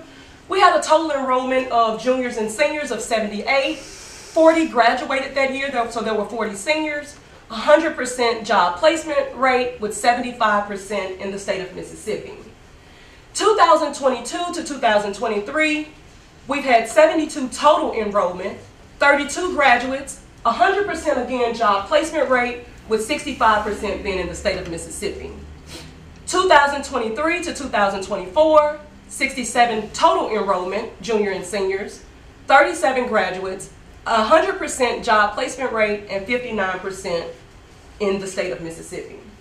Now, I've noticed that with our Bachelor of Science in Nursing students, what I have found through doing the research and going through the charts, because when we're looking at job placement, we do surveys with our students each year. We call them, we collect through emails, we go through social media. We do everything we can to reach our students, and especially if they're moving on and continuing education, we have to sign off forms like where are you going and why, okay? I've noticed that the BSN job placement rates for our school is a little bit lower because a lot of them are not Mississippi residents. They are coming from other places. So a lot of them are going back home to the areas in which they live. Alcorn, we're doing a lot to retain students for the state of Mississippi. So I just want to share with you just two major things that have a great impact from our students. Our students take something called preceptorship. And this helps them to transition into the nursing world. So our ASN second level students and our BSN our BSN senior students take this course, and we assign them with a preceptor as part of their transitioning course to a preceptor, a licensed nurse with a year of experience in the state of Mississippi. So what does that do for our students? That helps our students to become familiar with facilities. It helps our students to become familiar with technology in that facility. It helps our students to become familiar with their policies and procedures of that facility, which means the more comfortable you are, the more you like something, and the more likely they are to be recruited. So we do that for our ASN and BSN students as part of our curriculum. Something else that we do with Mississippi Office Workforce and Mississippi Hospital Association, as well as Mississippi Deans and Directors, Alcorn State University undergraduate programs also participate in Summer Externship. Summer Externship is a program that has been orchestrated through the state for workforce. And what they do is, after our students have successfully completed their first year of studies, they're eligible to apply for a job in the state of Mississippi at a participating hospital, where I'm part of that committee. In the past, we've had 39 hospitals and approximately 19 nursing schools to participate. This year, I attended a meeting in October, and I'm proud to say those numbers have increased. We have 43 hospitals participating in the state of Mississippi. where our students will actually go on an interview, get a job, have a preceptor, and that is used as one of our major recruiting tools. So hopefully, if I have to stand before you again, I can come back with reaching those 80% goals that we have. But Alcorn, once again, the School of Nursing, has been in existence for over 47 years. We've educated students for the state of Mississippi, but we want them to be able to, they have choices, but we want to keep them in our state. But the school does provide the knowledge, skills, and attitudes that's necessary to try to combat the nursing shortage, not only for the nation, but for Mississippi, so that we can, all patients can have optimum goals for individuals and their families. Thank you. Good morning. Good morning. I bring you closing remarks on behalf of the Alcorn State University team. But first, I want to yield and thank Dr. Enos and your staff for the great hospitality here. And to the Labor Force Study Group, we want to thank you for your time, your commitment, and your valuable contribution to this study. As we move forward, let's consider how can we use the insight of this information to influence policy to enhance the IHL system. So thank you, and I yield for any questions that you may have. Thank you. Yes, a couple of things that jumped out. One is the freshman to sophomore retention rate is 79%. Is that something you've seen gradually increasing? And if so, what do you attribute that rate to? That's a good rate, I believe, holding 80% of your freshman and sophomore students. Well, the program we have first year experience, the first 2 years, we kind of put on one brother as well as a transfer student. All services outside the academic arena. I'm a former vice president of student affairs, as well as having a lot more mentor sessions. Being a former high school principal, assistant superintendent, I saw the pipeline from when students starting out, and a lot of times counselors in the K-12, they get so focused on testing. And you look at those top-notch teachers within the K-12 settings across the state of Mississippi. At one time, there was 144 school districts. Now it's shrink down to about 120. Those top layer teachers now are concentrating on the state mandatory test. So a lot of times students get to their junior and senior year and they be idle because the ones that actually going to college, that's where they lose the focus about what do I want to do and what career path. And they say, I know I need to go to college, but don't have a reason. What career field should I go into? So Office of Career Services provide those services, or we sit down and have those counseling sessions with those students. That's what's giving them the guidance. And then the other thing that there were a couple presentations about associate degrees, and my takeaway, we don't hear IHLs talk a lot about associate degrees. Tell me a little bit about the associate degree. Am I understanding that to be maybe a 2-year degree or something that's not a bachelor's degree? Yes, sir. The 2-year degree, the associate degree, is in the School of Nursing. We do have an associate degree program where a student would have to receive 64 credit hours where they can actually go in the field of nursing and test to take the NCLEX, which is the National Registry, and become a registered nurse. And then they can seamlessly work and help with some of the nursing shortage in the state of Mississippi.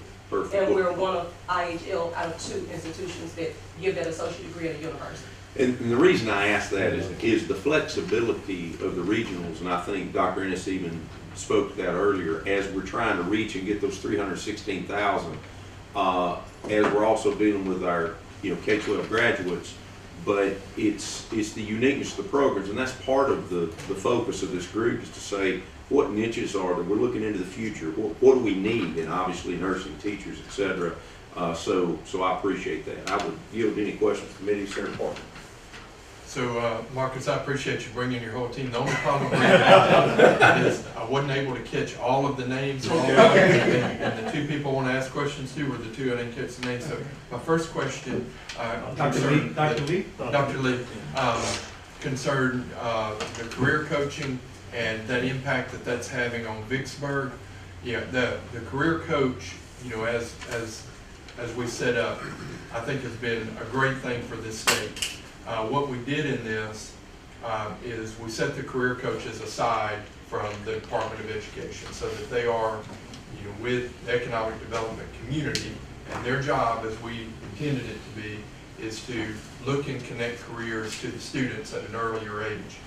There's already some feedback that's come to me that the Department of Education would like to take over control of the career coaches again, which I am totally not in favor of.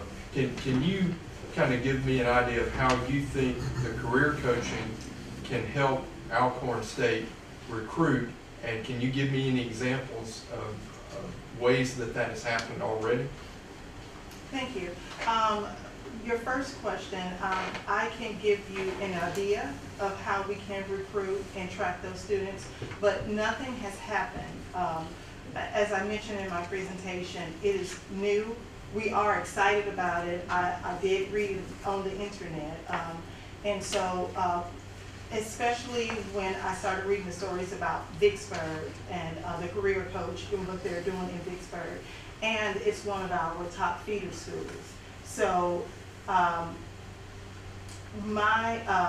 what I would like to do at Alcorn is to track those students who decide to attend Alcorn that have been through this coaching program, and track them independently to see their retention and their graduation rate, and basically how they thrive through their academic tenure at Alcorn. And then also just to add a little piggyback off that, it's important to build those relationships. We have the MOU with Vicksburg Warren County School District with the dual enrollment as well as the pathway. So what I would hope you would see happening is that because the career coach is not required to stay in that classroom and do the school duties, Yes. I would like to see that career coach coming to Alcorn State, meeting with you, meeting with your team, Yes. and you telling them what the needs are in the community and how they can then make that connection back to the student. And then, because this whole concept is to create that gateway, so that you can do that. And, when we're looking at increasing labor force participation rate, that is a perfect opportunity. And so if you get any pushback, in that, we would love to hear that, because that is exactly what we want to see the career coaches doing. So I'm excited about that. And then the other question I have is for the nursing program. Yes, And so again, I'm missing names and I missed it again right there, so I'll just apologize. But one thing we looked at last year, and I mentioned this yesterday, that I want to look at again this year is some collaboration between the hospitals and the Delta in particular. You mentioned one thing about the electronic medical records. One thing in talking to members of the Delta Council and the representative from Tennessee last year who put together the program study on that, was that if we had collaboration between the Delta hospitals, there could be some uniformity of the electronic medical records that could be created, which then would allow you in your program to be presenting probably the EMR that's being used throughout the Delta. And then when you have the students go out in their preceptor programs, they're leaving your program and seeing the EMR that they were using on campus with you, whether they go to Greenwood or Greenville or go to wherever it might be. Do you think it would be an advantage if you had a uniform kind of software like that, that you were kind of not only teaching, but expecting them to see when they got into those roles? You're making me smile. And reason being, about 3 months ago, maybe 4, lose track of time, but I actually met with someone about a grant trying to get funding to get a system for our students that was actually linked to the systems that most hospitals are using. I drew a blank with the name of the system, but we met and we're in the process of looking at those things, but right now we do use electronic health records that is close to the system, but not all the way. Electronic health records through Assessment Technologies Institute, and it does give our students the opportunity to document or to see what a chart looks like and to actually input their records, but it's not identical. But we have met about that. We have a grant with Jackson State University, a big grant, and I actually spoke with them trying to see if we could get similar medical records so our students can have a smoother transition. So what I would like to see happen this session, because it was kind of a surprise last year to some of the people from the Delta, and we had, I won't go into the politics of everything, but I think we had maybe a little more support for that collaborative agreement, maybe on the Senate side, and we had a little bit more questioning on the House side. But when we get into this session, if we do bring a bill like that again, you would be someone who I think would be a great resource for us to have back. Yes, sir. And so I'll get with Marcus about, how when we're discussing that maybe in committee or in other ways, that importance could be shared, because I think that could go a long way towards some of the connections being made ahead of the session. So Frank was here yesterday and we talked, something going on, I apologize. No worries. On a little tangent here, but I do think if we could create that collaboration and, work together ahead of time, on our issues on how we're going to get the board structured and some of the things that kind of fell apart, I think it could make a great difference. And when you add in the fact that you get more money if you have these collaboratives, through the Medicaid system, I think it's a win-win for the system. So I'll try to get contact information, and the people for you to maybe be looking for contacts back from would probably be myself and Senator Simmons and both Sims. And I'll just add one other thing, Dr. Senator Parker, to that question about the collaboration with Vicksburg Warren. We've been having that conversation at the university, as Dr. Cook mentioned. And so we're looking at having more intrusive engagement with them, bringing them to our campus, bringing the faculty, the teachers, and the administrators to our campus, showing them around, having those kind of sessions with them to see how we can move forward in that. And we would love to hear if there are obstacles to having that happen. Yes, sir. Because we want, I'm just speaking for, I think I'm speaking for the chairman on this, we want the career coaches out there at the universities, at the business and industry, and we want them learning what's needed out there, so that they can then come to you and tell you what's needed, and you can make those connections and plug the students in there. So I appreciate you. Thank you. Senator Norwood? Yeah, thank you, Mr. Chairman. I want to ask, I guess, a general question. I think the last meeting that we had, now Dr. Rankin is not here, right? Was there a statement made that if a student began at a junior college or community college, or a student started at one school and transferred to another school, that student would not count in the school's population at the graduation? Yeah, and I'm waiting for a follow-up, just to be clear on that with IHL, because that's kind of a question for everybody, and I literally pulled that question because of Commissioner Rankin's reply, is that, I went to Northeast, and then I went to University of Mississippi, but also there's a 7-year gap. I was one of those 316,000 people, I guess. But it's my understanding, unless someone starts as a freshman and retains through graduation, that doesn't count in your graduation rate. If somebody transfers from Alcorn to Delta, or Delta to Valley, you lose that almost on both sides of your graduation rate. So I think you're correct, Senator. And okay. Well, I can see, I'm just looking at the graduation rate. And I guess, Dr. Cook, regarding the, during the ERAS funding, that was, you had funding that was there for, I know Dr. Ennis stated that he didn't want to use the term, but I think that it may have been labeled as that. But it was remediation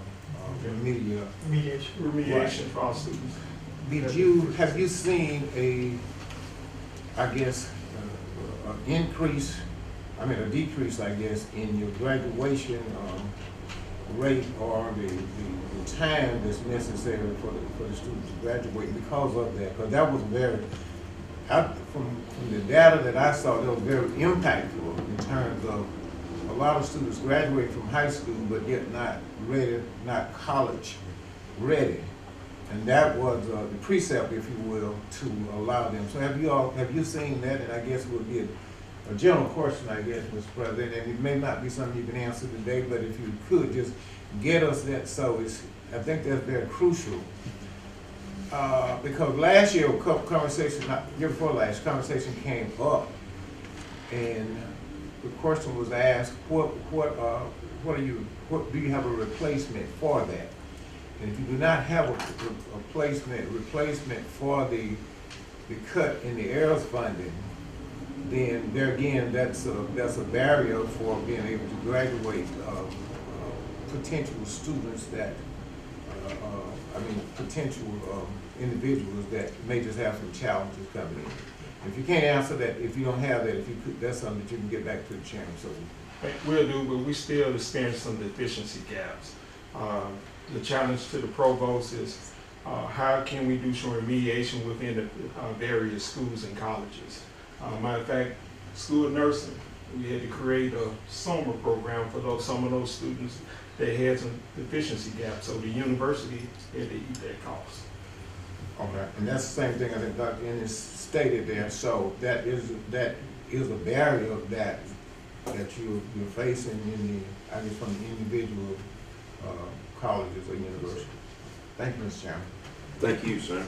Senator McCollum. I'll be brief. I know we're way behind schedule, but these are things, this is what we're here for. So we can all put up 30 more minutes per time to get some questions answered here. You've been very modest.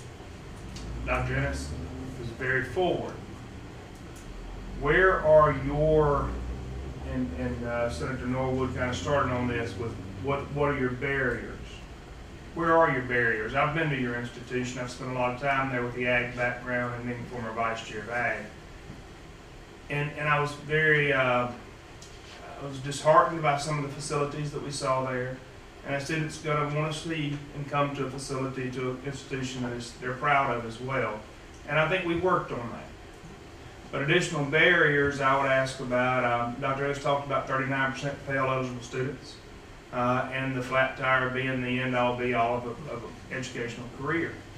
What do you see being the barriers for moving forward to get to this higher rate of bachelor attainment? I don't believe that everybody should have a bachelor's degree. I'm sorry. I was born and raised on a chicken farm. We had chickens, hogs, and cattle. My dad was a contractor. He never had a degree in contracting. I think you can go out there and you can work and you can get great living.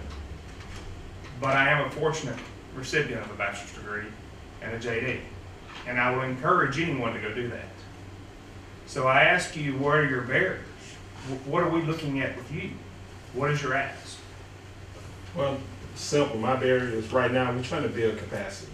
Within capacity, the efficiency, and then the customer service. But the barriers is we educating students from maybe not having the opportunity to go to a four-year institution to the brightest of bright minds. So that's a big gap as far as with your professors trying to bring students up to par as far as the speed. So that's one of the barriers as far as remediation, getting up to speed. Another barrier, Alcorn is located in Southwest Mississippi, so as far as trying to get those enhancements, students like accessibility to things. They like amenities.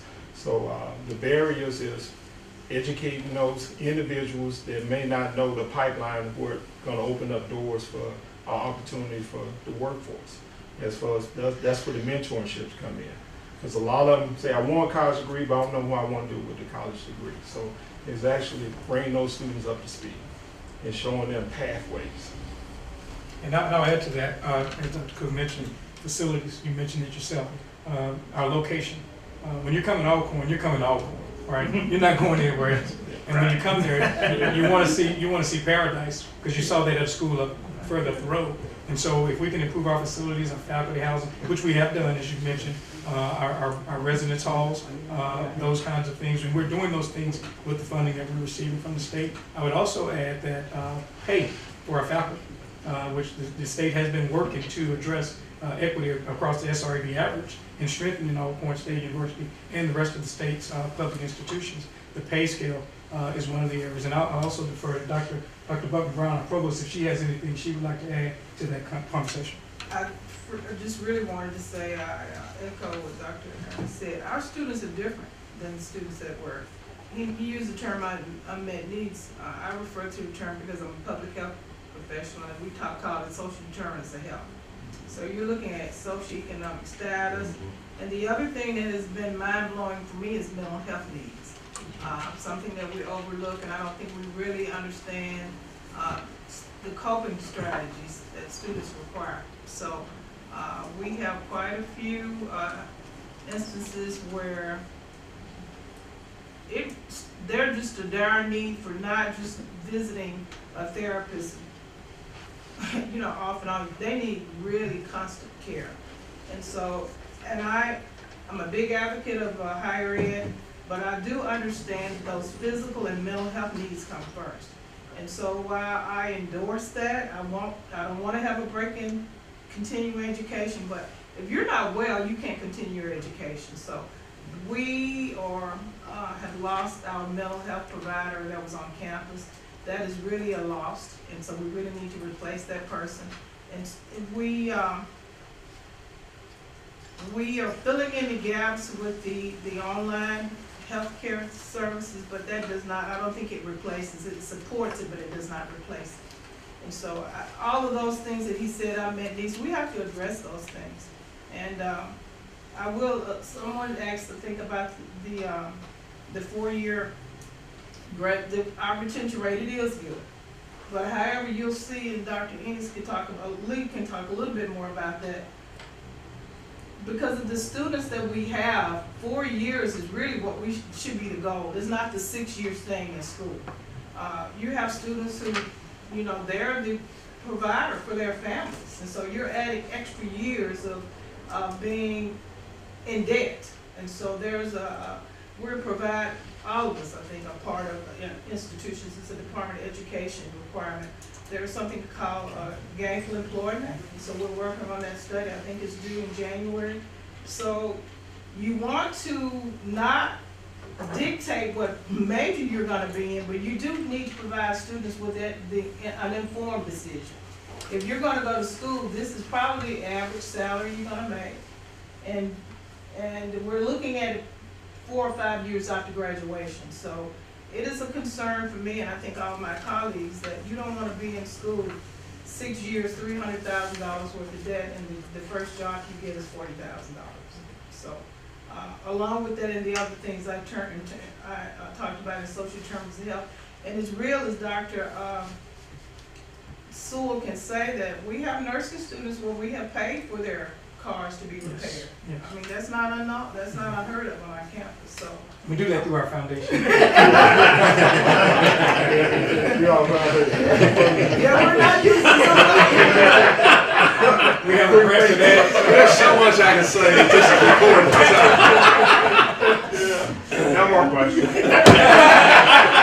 So you see why we bring the whole team. That's right. That's They right. say at Valley one team in motion, but we're the team also. Well, thank you so much for your presentation, and we will take a short break, so if people need to step out just a minute. But I also appreciate your comment, and I'm a firm believer in this. We're the adults in the room, and I don't care how smart they are. They're still 18 years old, so we need to be coaching. We need to be guiding, we need to be mentoring, and we need to be transparent about what the reality of their earning capacity is. Thank you so much, appreciate it. We'll take a 5-minute break if we can make it that.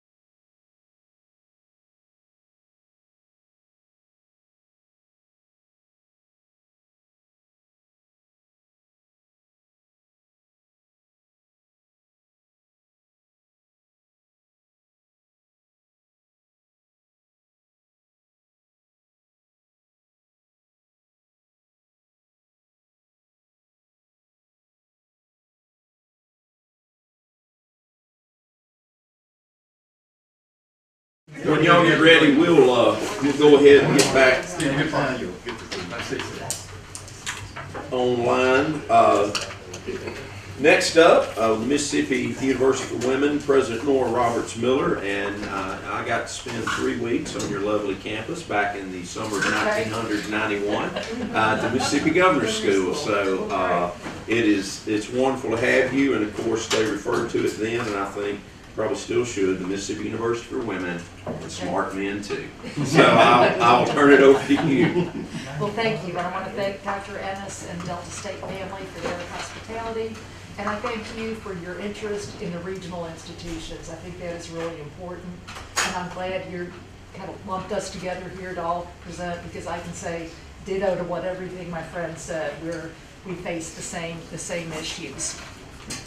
So we were founded in 1884 as the first state-supported college for women, and we have been exceeding expectations since then. These are some of the recent accolades from U.S. News and World Report and from Washington Monthly. And the ones that I'm most proud of, want to point you to, is our students graduate with the least amount of student debt of all regional universities in the South. We work very hard to make an academic experience quality, but also affordable for our students. Also, we are one of the top performers on social mobility of our students. That means students who come in with financial need are able to graduate and have a successful career earnings.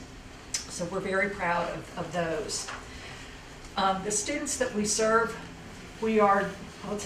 Friday is the official census date for our enrollment, and so we'll have locked in Friday and can talk about it next week. But last academic year, we had 2,841 students, and our enrollment seems to be pretty level with where we were last year.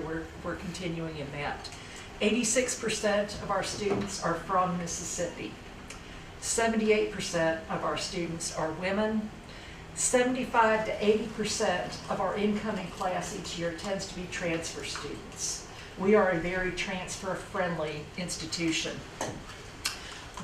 We have the second highest percentage of transfer students of all master's universities in the country.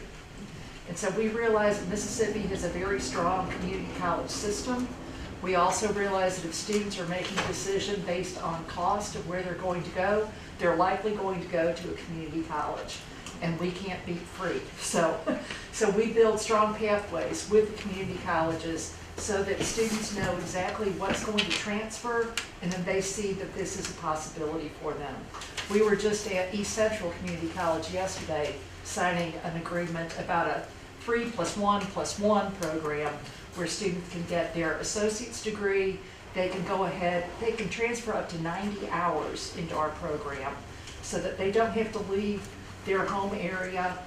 This 3+1+1, they can do the +1 with us online, and the +1 get their master's also online. We have another agreement we'll be signing with Itawamba Community College on Friday. So we work very hard to make these pathways visible to our students. Since 2018, when we started accepting up to 90 hours, we have had 2,934 students who transferred in with more than 60 credit hours. So they have had, excuse me, those students, there's been a cumulative tuition value savings of $3.8 million since that time, over 6 years. This has allowed students also to shave off the time to completion, cutting off about 1/3 of a semester, which has resulted in cost savings for those students of $2.9 million. By taking up to 90 hours at the community college rate, they're able to really maximize what they're able to get for the cost. We still try to get those freshman students, but we realize, especially with this enrollment cliff, we've got to look in other areas to get these students. We continue to lead the IHL in degree completion with 33.9 degrees per 100 full-time equivalent students. The IHL system average is 24.3. Again, our community college transfer students really help us to inflate that rate. You were asking about 8-year graduation rate, or about graduation rates. This is these figures are reported to iPads nationally, and these do capture all students. It's not just that first-time, full-time freshman cohort. This gets transfer students, this gets students who come in anytime during the year. And 8 years seems like an awfully long time, but we've been talking about the part-time students, and a lot of those are Pell recipients who are getting that half Pell because they're part-time enrolled. But we lead the system in the completion rate for Pell Grant recipients, with 61%, with the system average being 48. For all of these students, we also beat the system average with 65.7% for all students and 69.7% of non-Pell recipients. We also, we were the first to offer a Bachelor of Applied Science or Applied Technology. These are technical hours that students can transfer in from a community college. And a lot of these degrees are aligned with Mississippi's job growth. So we have Bachelor of Applied Sciences in culinary, in business, with concentrations in healthcare management, human resources management, legal administration, public health education, management, MIS, nonprofit and sports management, and marketing. We have some fast track programs that are online. The RN to BSN is our largest program, and that is an online program. Our MBA program, and we just announced the creation of 2 concentrations for our MBA program, one in workforce development and one in hospitality. And these programs will help to build community partnerships that support workforce development, regional involvement, and the state's growing hospitality and tourism sectors. We looked at the jobs. Okay, there we go. Okay. We looked at the jobs where there are going to be the greatest opportunities in the future, and looking also at those that are very well paying. So nurse practitioners, 42.6%. We'll also see speech language pathologist is one of the largest growth areas. And we have our College of Nursing and Health Sciences offers nursing degrees from the associates, the bachelors, the masters, the nurse practitioners, and then on up to a doctorate of nursing practice. We also have the public health education, which keys into that health specialties teachers. Our health and kinesiology program, a lot of those students go into occupational or physical therapy later, so we're feeding into those areas. And then speech language pathology also is one of those programs. And with all of these, either between that college or our business administration, we are supporting all of these areas of job growth and good pay. Okay, we're also leading the charge in combating the brain drain in Mississippi. 77% of our student graduates are still working in the state of Mississippi 3 years after graduation. 83% of our spring nursing graduates accepted a position in the state, and 98% are licensed in the state. Students graduated in May, 100% of them were employed by August, and again with 83%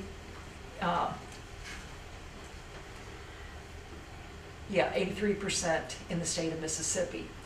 Over the last 4 years, our School of Education graduates, 86% of those are teaching in Mississippi schools, with a large number of those serving in rural areas also.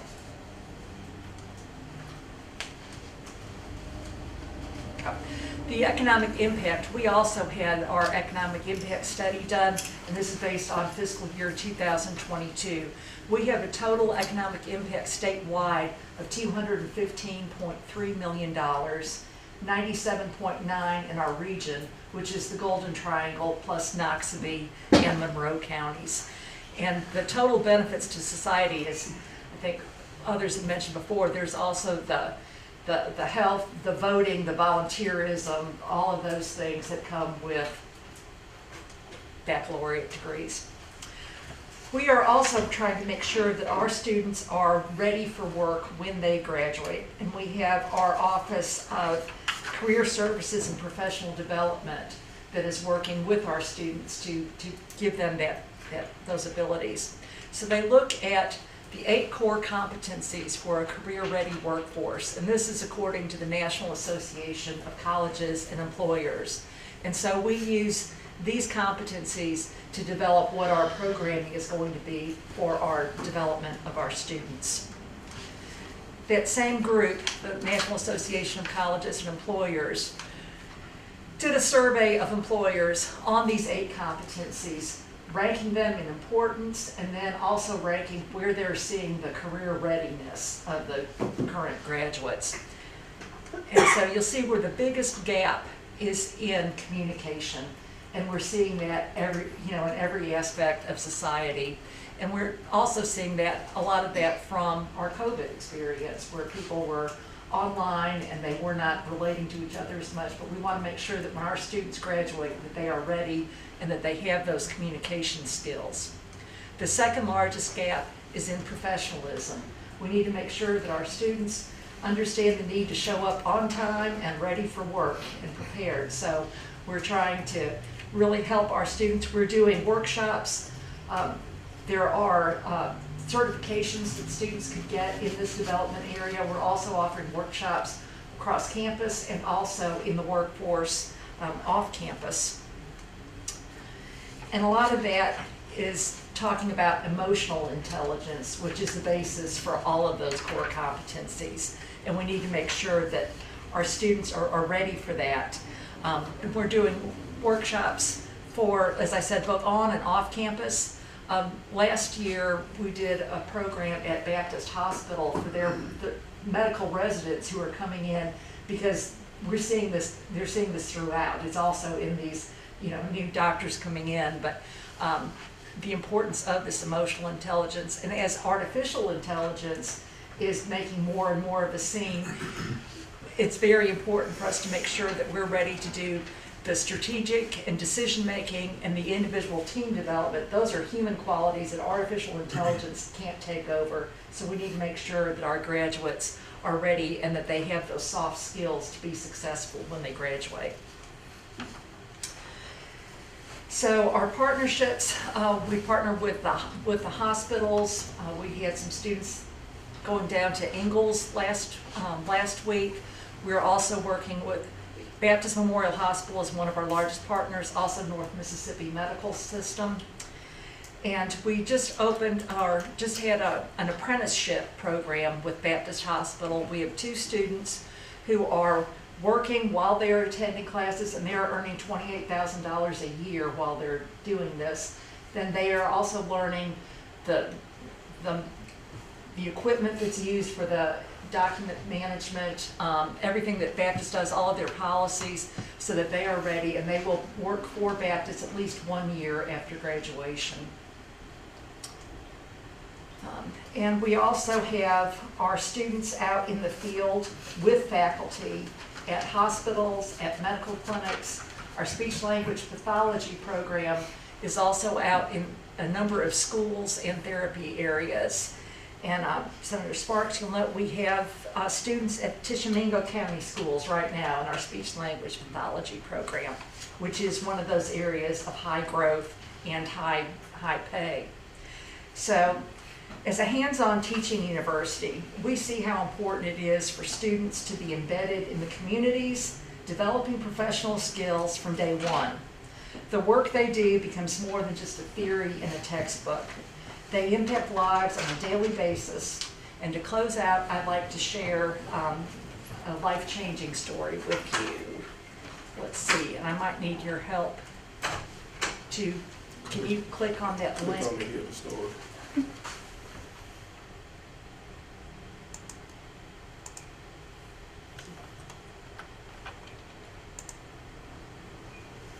Miss Kimberly Mitchell. I'm from Columbus, Mississippi, and I am the mother of Braxton Mitchell. I am self-employed. I do Walmart deliveries. I received an order. The destination was here at this building. My child has been diagnosed with autism. He was diagnosed June of 2023. As I was walking towards the building, I read the signs, and it was just like, boom, he's 5 years old and still not speaking words at that moment. And I was like, what can I do? Because I want the best for him. I'm Jennifer Pounders, and I'm the clinic director at the W's Speech and Hearing Center. I had scheduled a Walmart delivery, and Braxton's mom was the driver who brought the grocery delivery, and so I met her out in the parking lot to load up my groceries into my vehicle from hers, and she noticed the sign, and she asked if we saw children with autism, and I said absolutely we do, and she specifically asked about communication devices because he was nonverbal, and so I brought her inside, got her a business card. We got the evaluation scheduled for the beginning of the spring semester, so they came in, a student clinician and Ms. McConnell was supervising, and so we just do an evaluation to kind of see if he's going to be a good candidate for that device, if he has other speech and language delays, and so we just start with the evaluation to kind of see what the next step needed to be. My name is Bailey McDonald, and I'm the graduate student clinician that was assigned to help with Braxton's evaluation. I am in my third semester of graduate school at the W. My name is Nicole Jones. I am a third semester graduate clinician here at the W, and I was assigned to be Braxton's student clinician for therapy. He came into the room and he had no vocalizations. We hadn't heard his voice at all. So we had a few devices that we tested with him just to kind of see how he would react with each one. And just within the evaluation, he was able to access the Accent 1000 and request about 15 things. He was able to say dog, pizza, arm. He was also able to say want that. So he actually just during the evaluation was able to sequence 2 icons to say what he wanted. It was very eye-opening for me just as a student because, you know, we've learned a lot about alternative augmentative communication, but seeing that he had all of that in his head and just had no way to get it out and say what he wanted to say. The sessions ended because the semester ended, and we had like a month break before camp started. Camp was 4 days long, and it was, you know, he would come in, spend about 4 hours with them and other campers, and every day the W, you know, he's steady typing W. I'm like, yeah, we're going back. Braxton received his device that following Monday. It was like just seeing somebody work on my child's behalf for him to get something that can change the rest of his life. I was playing on the floor with Braxton, just doing what we always do. And I started noticing that he was trying to say words. Before we started therapy, his mom had told me that she had never heard his voice. So within just a few months, between spring break and June, he went from no words, his mom never hearing his voice, to him verbalizing words. Coming across Ms. Pounders, coming across the W, and what they offered, coming across PRC, Saltillo, and the device, and how useful that device is, and in the short amount of time that he has been using it, it's been amazing. And him being in contact with other children who are using that device, and who are using it in a way that giving them a newfound freedom or a newfound avenue to communicate in ways that they couldn't in the past. All that happened in such a short amount of time. It's like, it's amazing to me how it started at just a Walmart delivery. To know that they offer speech services sessions, $10 a session, and I'm like, yeah, I can do that. Did you go there? Okay. You went to the arcade. Yes. Braxton has started speaking. Braxton is talking.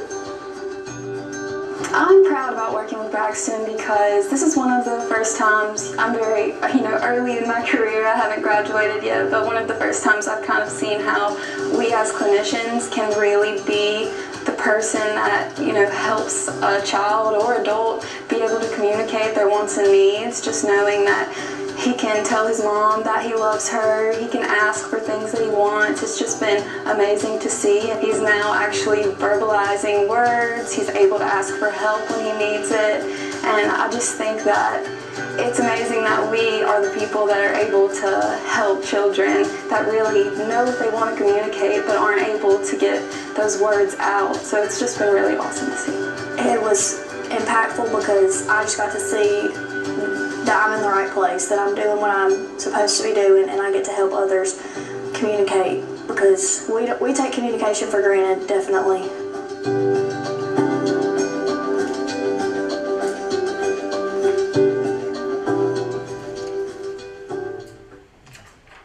So with that, I'm happy to answer any questions. 5 words you pronounce wrong 2 years. Probably need that. Yeah. I was going to say, we could keep going with that.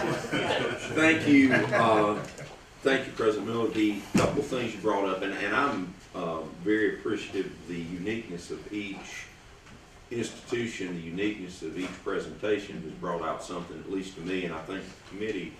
One of the things about communication, of course, we're more connected than we've ever been in ability with online, text messaging, emails, etc. But we're as bad as we've ever been face to face, and I think that that's part of it. But recognizing a need in that area where we see an uptick in autism, that's future employment issues on multiple levels, not only for people that treat, that can help, but then even what can be done for people who have struggles in their employment. So I appreciate you working in that field. And I know one of those young ladies from Tishomingo County that's been at the W. So the graduation, FTEs, iPads, one of the things I want to help with the IHLs, and this was the request of the commissioner, and will continue to be the request of the commissioner until we get it solved, is I want us to be judged fair. And, I saw the article that came out, and I'm going to be honest with you, the members of the news media do not need to be reporting it in that manner if it's an unfair reflection upon our institutions. So I do want to follow up with you on the iPads, on the 8-year graduation rates. Of course, this was mentioned to my friends from Alcorn. 6 years is too long, 8 years is too long, but your 3+1-1 program, it would skew your graduation rates if we're going by the metrics that the media tends to use. If I believe my notes said that 75% potentially are transfer into your population. Okay. Right. Well, we want to help message better what our IHLs are doing. And the other thing I appreciate when you talk about saving on tuition, it goes back to some of our earlier conversations. It's about the outcome for the student. Right. And I know this is going to be a little painful to hear. It's not the outcome for the institution. It's the outcome for the student. And that's K-12, that's community college, and it's IHL. And I think if we focus on the outcome for the student, the outcome for the institution will be wonderful. Right. Because as their success grows, our success grows. But I do appreciate you finding these manners to address the enrollment cliff, because it's real. From the Delta State perspective of we're looking at those 316,000 people, you may be looking more at those those high school graduates who, like me, are going to start out at a community college, but who you've made it smooth transition, even if they stay a little longer, because, Northeast, for instance, has gone to a 4-day week. So some people could accomplish community college while working and not spending money per se on education because they may be supporting family, and then come into our institutions. And I hope we plagiarize one another as institutions, and we say, hey, I picked up something here that I didn't know. That's probably the wrong term to use with IHL, but you know what I mean. Imitation is flattery. But do you see that uptick in your community colleges? Because we've talked about remediation on a couple of occasions. Are you having to remediate a percentage of these community college students?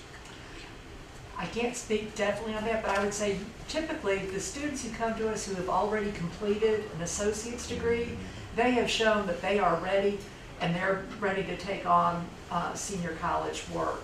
So if they've actually completed their community college, we don't have any kind of remediation or developmental with them coming in, with those number of hours. If they've only taken a few hours at a community college, they still may be deficient in some of their math or reading skills. But those who have completed an associate's degree, we have a very high success rate for those. Because if we're remediating, it's less expensive to remediate at the community college level, I would assume. I would think so. I think they would have, if they had already received that remediation, they've been brought up to level and they're prepared when they transfer. Because that's part of my concern is I'm not getting a credit hour for the amount of time, but because I'm remediated, and then we want to back into our K-12, if our IHLs are telling us here's where the issues are, we go back to where they've been educated to need to be remediated. So, but thank you for the work that you're doing, and I would yield any questions from the committee. I think you did a wonderful job. Thank you so much. We appreciate you being with us.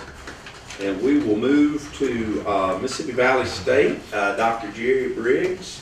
We welcome you to the committee. We would, whenever you are ready to take the podium. Pass out our. And if you have a team, you can whatever you want to do. Yes, sir. Yes, sir. Thanks.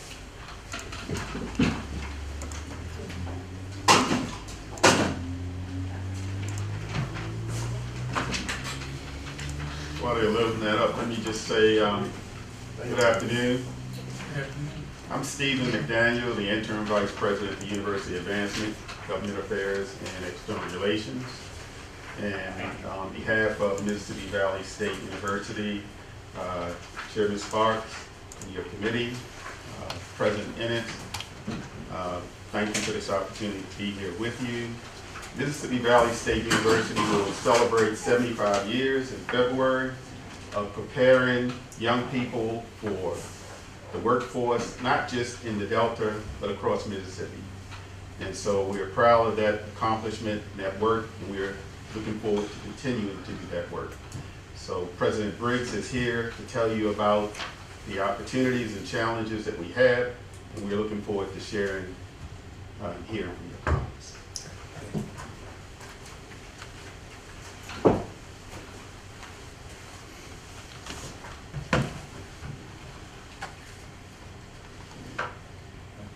And again, good afternoon. And as Stephen says, we definitely are appreciative of the opportunity to be here and just share some information about what's happening at Mississippi Valley State University. Again, since 1950, we are the youngest of the IHL institutions, but we are extremely important and relevant in really what we're doing to assure that our students in our community is engaged in higher education and other things. So I'm just going to be going through, really just beginning to talk about some of the important partnerships and information that we've been able to gather concerning workforce strategies to assure that our institution, our majors, and all that are aligned with what's being needed in our societies today. So I'll begin. We have a partnership with Trellis Strategies. Trellis is a company that really works with universities to do various to gather various information about graduation rates, about opportunities and all that. So they did a recent study for us, really looking at all of our academic programs, really and seeing are we aligned with what's needed today?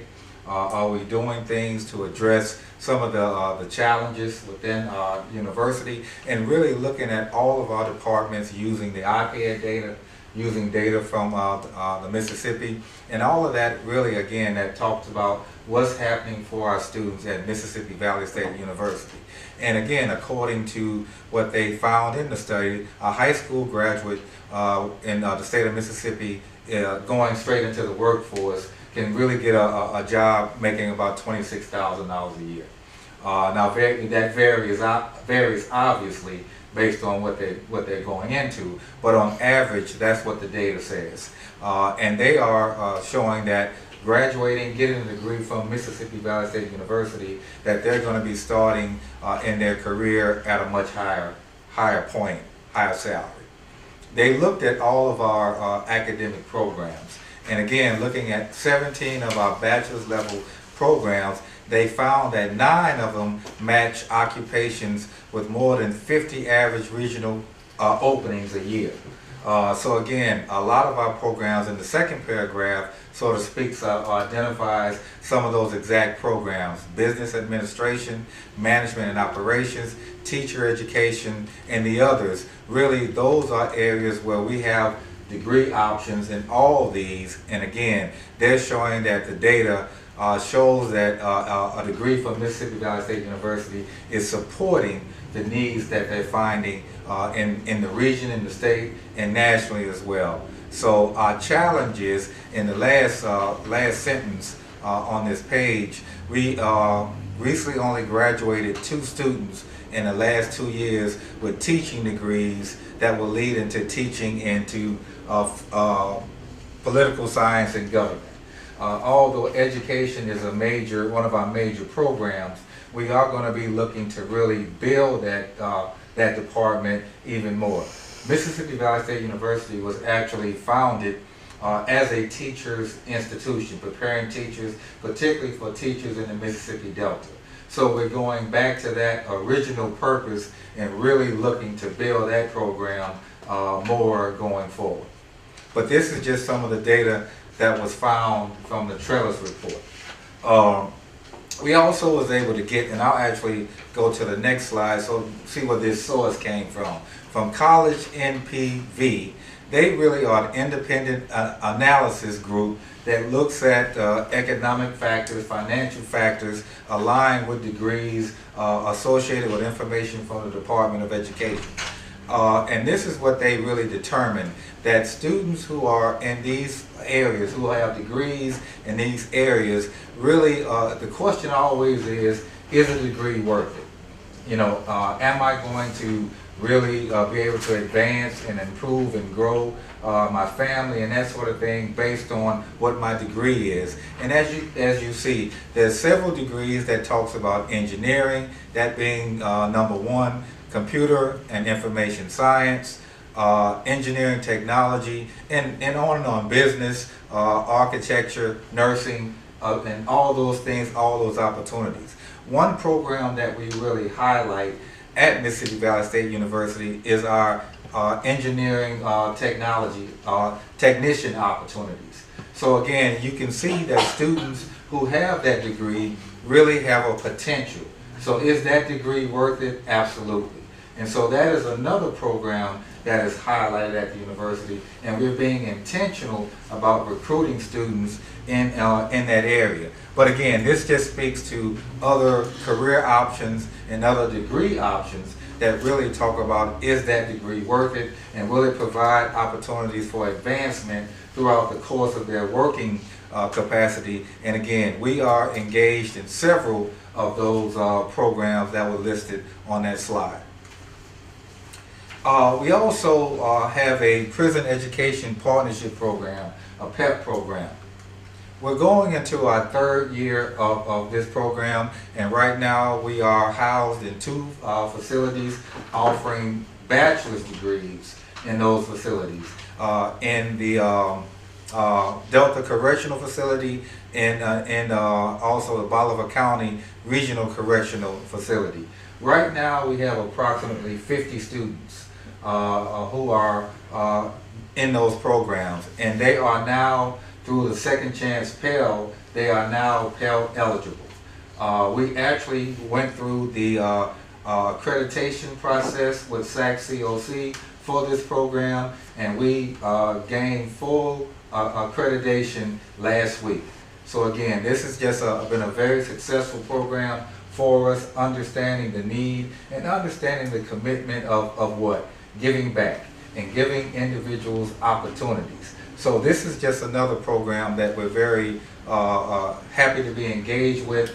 And again, I believe right now, I know there are other institutions who are looking to begin this program, but again, we are going into our 3rd year, and it has been a successful opportunity for us so far. FedEx. We have a very strong relationship with the FedEx Corporation. In fact, we are still the only 4-year institution in the nation to have a fully operated FedEx logistics operation on a college campus. Now, when COVID hit, they went completely online, and they are still that way. But when we first started this program, we had approximately 40 students who were considered full-time employee, or employees of FedEx, and receiving all the benefits associated with being an employee of FedEx. And the good news is that we've had 10 of our students who was in this program who are now graduated, and they all receive offers from FedEx, and they are all currently employed with FedEx Logistics. So again, this is one program that we've been very proud of, because again, we are the only university in the nation to have this relationship with FedEx Logistics, and we're going to continue to move forward, and we're going to be inviting them to come back on campus and really re-engage. Right now we still have students employed with FedEx, but it's been reduced because they have decided to keep everything virtual for right now. But again, it is just important to just highlight this has been a very successful partnership for us, and we're hoping to continue to build and grow this even going forward. I think it was mentioned we also have just signed an agreement with Ingalls to be offering opportunities for their employees. So again, we've met with them, we have signed an MOU with them, and we are going to be engaging them starting this spring to offer opportunities for their employers to come to Mississippi Valley State University and pursue a degree. So that's just another partnership that we're really looking forward to building on. And other partnerships I just wanted to highlight as well with Toyota, Nissan, Milwaukee Tool, who's a local provider in our community. They're the second largest employer in LaFleur County, and we also have partnerships with them. But we also have several of our students who are part-time employees of Milwaukee Tool. So again, that's just another relationship building opportunity for the university, as well as working with Ole Miss. We have a relationship and some dual opportunities working with Ole Miss. And also, we had a partnership with Greenville Public School, where we actually had a high school on campus, starting in the 9th grade all the way to graduation. So once they graduated from high school, they also amassed enough credits to almost receive an associate's degree. Now, because of transportation concerns and lack of funding, Greenville has moved that program now to the community college. So we are looking to bring another school district to kind of take that place, and because we do want to continue this opportunity, because having those 9th graders and 10th graders on our campus, really, it was just a valuable opportunity. I mean, they loved it, and I know some of them, when they found out, particularly those who are in the 9th and 10th grade now, and they found out that they would not be coming back to the university, they were extremely concerned and upset. So again, we understand the challenges that was happening with Greenville, the school district there, but we are going to be looking to bring another school district to the campus as soon as we can. So these are just other partnerships that we have at the university, really to speak about giving our students opportunities to work now and understand that through internships, through fellowships, all of those things that really speak about a university partnering with industry and corporations to really make sure that our message is heard. And this is just kind of some highlights of when we broke ground for the FedEx location. Again, they were physically on campus, and again, our students were very engaged and active, and actually all the leadership from FedEx came to this ceremony, just opening the facility, and again, speaking about the importance of what they were going to be offering for our students. And again, we have graduates who are in all professions, who are working here in the state, and we're hoping to always encourage them to stay here in the state. The challenge, as you all have heard about the enrollment cliff, is really, as we're continuing to press the importance of sustaining our enrollment, we have grown our out-of-state enrollment significantly. But last year, if you recall, just from an enrollment standpoint, percentage-wise, we had the highest percentage enrollment within all of our 8 institutions. So we're going to continue to press forward. This year, we're hoping we're going to be roughly, when that number comes out, we're going to be pretty flat. But again, we're going to continue to really address the challenges of the enrollment cliff, particularly in our surrounding area. Within the 8 counties of Mississippi Valley State University, the population has steadily declined for the last 20 years. And we're seeing some of the challenges as far as being able to attract and recruit Mississippi students, but we're also seeing, as we've been hearing earlier, about remediation.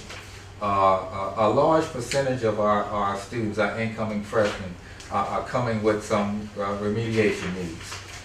And so we work through what we have, which is called the University College Model, which really focuses on that first and second year, assuring that we're doing all that we can to get them to be more college ready by the time they're moving into their major field in their junior year. We also have a summer program that we call our Emerging Scholars Program.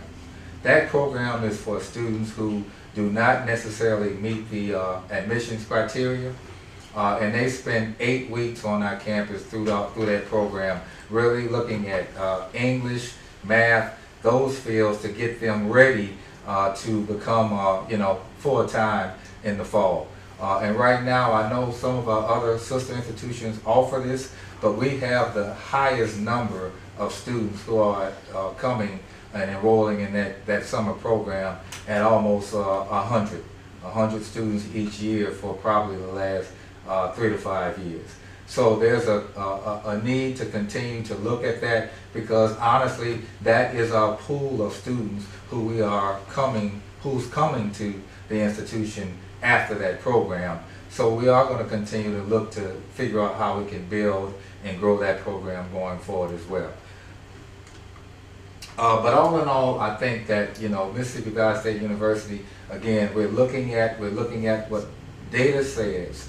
We're really looking at how we can grow and advance our current programs, because we do not have a nursing program. We've talked about the possibility of bringing a program back to the campus, but obviously we know the enormous cost that's associated with that. So we are looking at our current programs, like our engineering, a technology program, our environmental health program, really building and growing those programs to be aligned with working needs here in the state and beyond. If you haven't heard, at Mississippi Valley State University, we have an 8-word vision. And those 8 words are 1 goal, 1 team, 1 valley, in motion. And that 1 goal speaks about student success. That 1 team is university stakeholders and all of our community working together to assure that our students have that opportunity. And that 1 valley is school pride, second to none. If you hadn't heard or don't know, we love us some Mississippi Valley State University. We really do. And in motion is more than just that catchy phrase. It really means we understand our challenges, we understand the commitment to what we're trying to do and where we're trying to go, and we're going to assure that we continue to work on our sustainability, our health and growth moving forward. So all in all, Mississippi Valley State University is in a good place, but we do need more, and we are looking to do all we can to assure that our university remains a stable entity in the Mississippi Delta. So at this point, and that's it. In this point, I'll hopefully be able to answer any questions you may have. If I can't answer them, Stephen can. Yes, sir.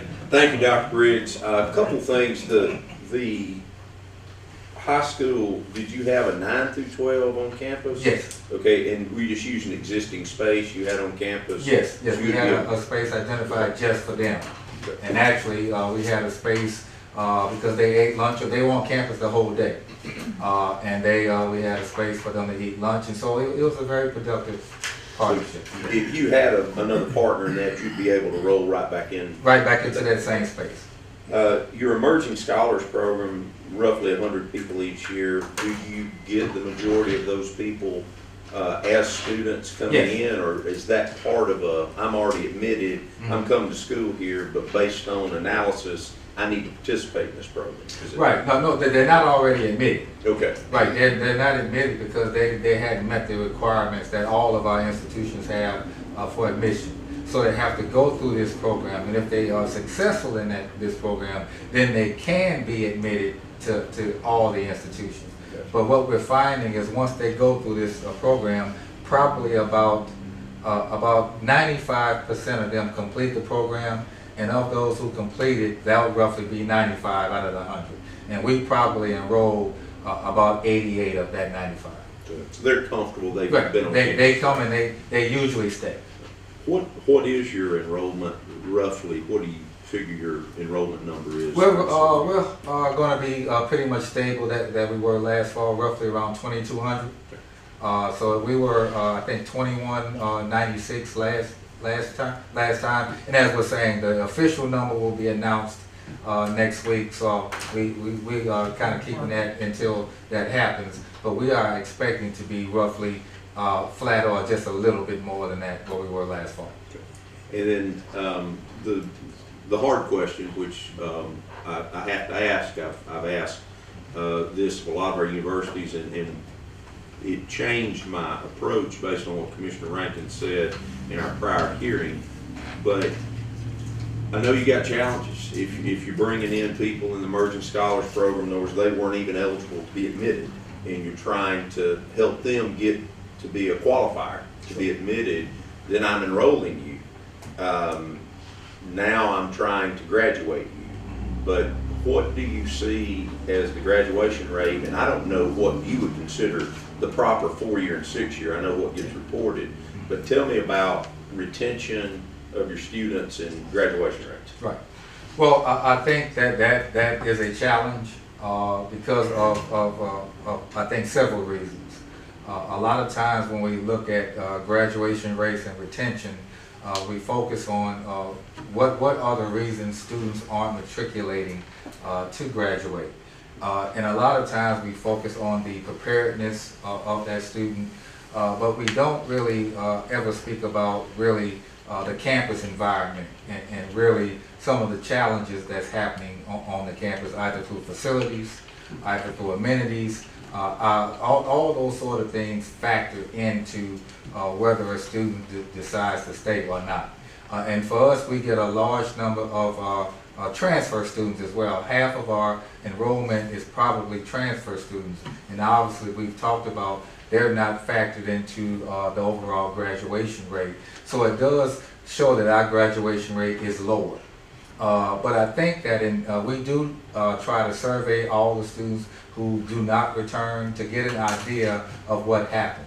Now, don't get me wrong, there are probably a significant number on the academic side who are not able to really catch up or really move forward with the academic rigor of what's being asked for them. But that's not the majority. A lot of our students are saying they're not returning because, again, of family challenges. We are also out of all of our 8 institutions, we have the highest Pell eligible student population, which is roughly almost over 80%. So over 80% of our students receive some form of Pell grant. That also speaks about educating their families and some of the challenges there. Because a lot of students say, I have to leave because I have to help support my family. And I have to now work in order to sustain a household with my family. So all those things, I think, factor into when we talk about retention, when we talk about graduation rate. We do have a university college model, which really focuses on the first and second year. It's pretty much a very intrusive model.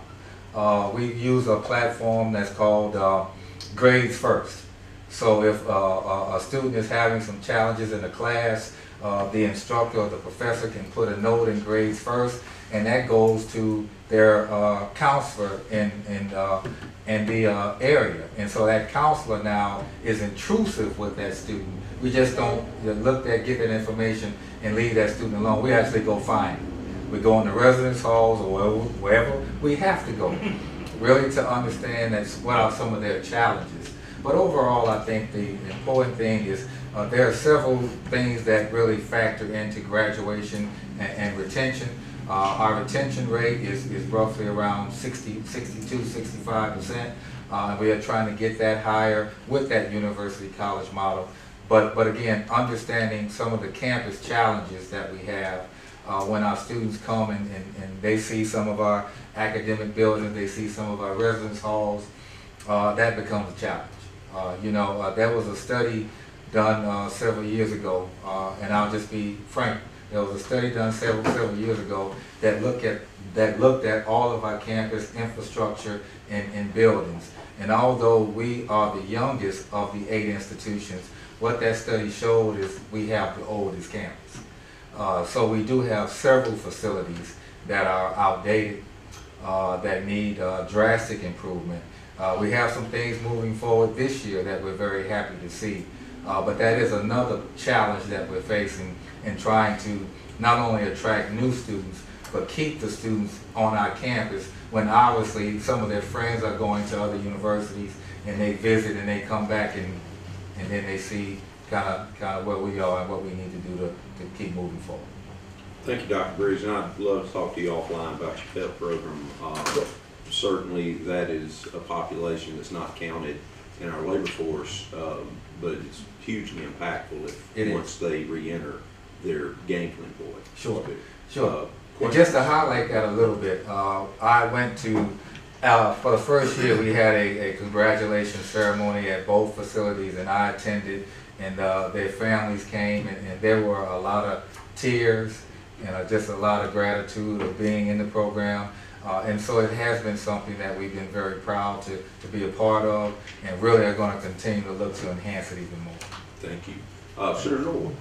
Mr. Chairman, I guess more or less a statement if you don't mind. Sure. Dr. Briggs. Dr. Briggs, there's a report that's out there that definitely points a very negative picture toward Mississippi Valley. Mm-hmm. And and I don't know where the folks got the data from, but it was a newspaper article pointing to what 70% of Mississippi Valley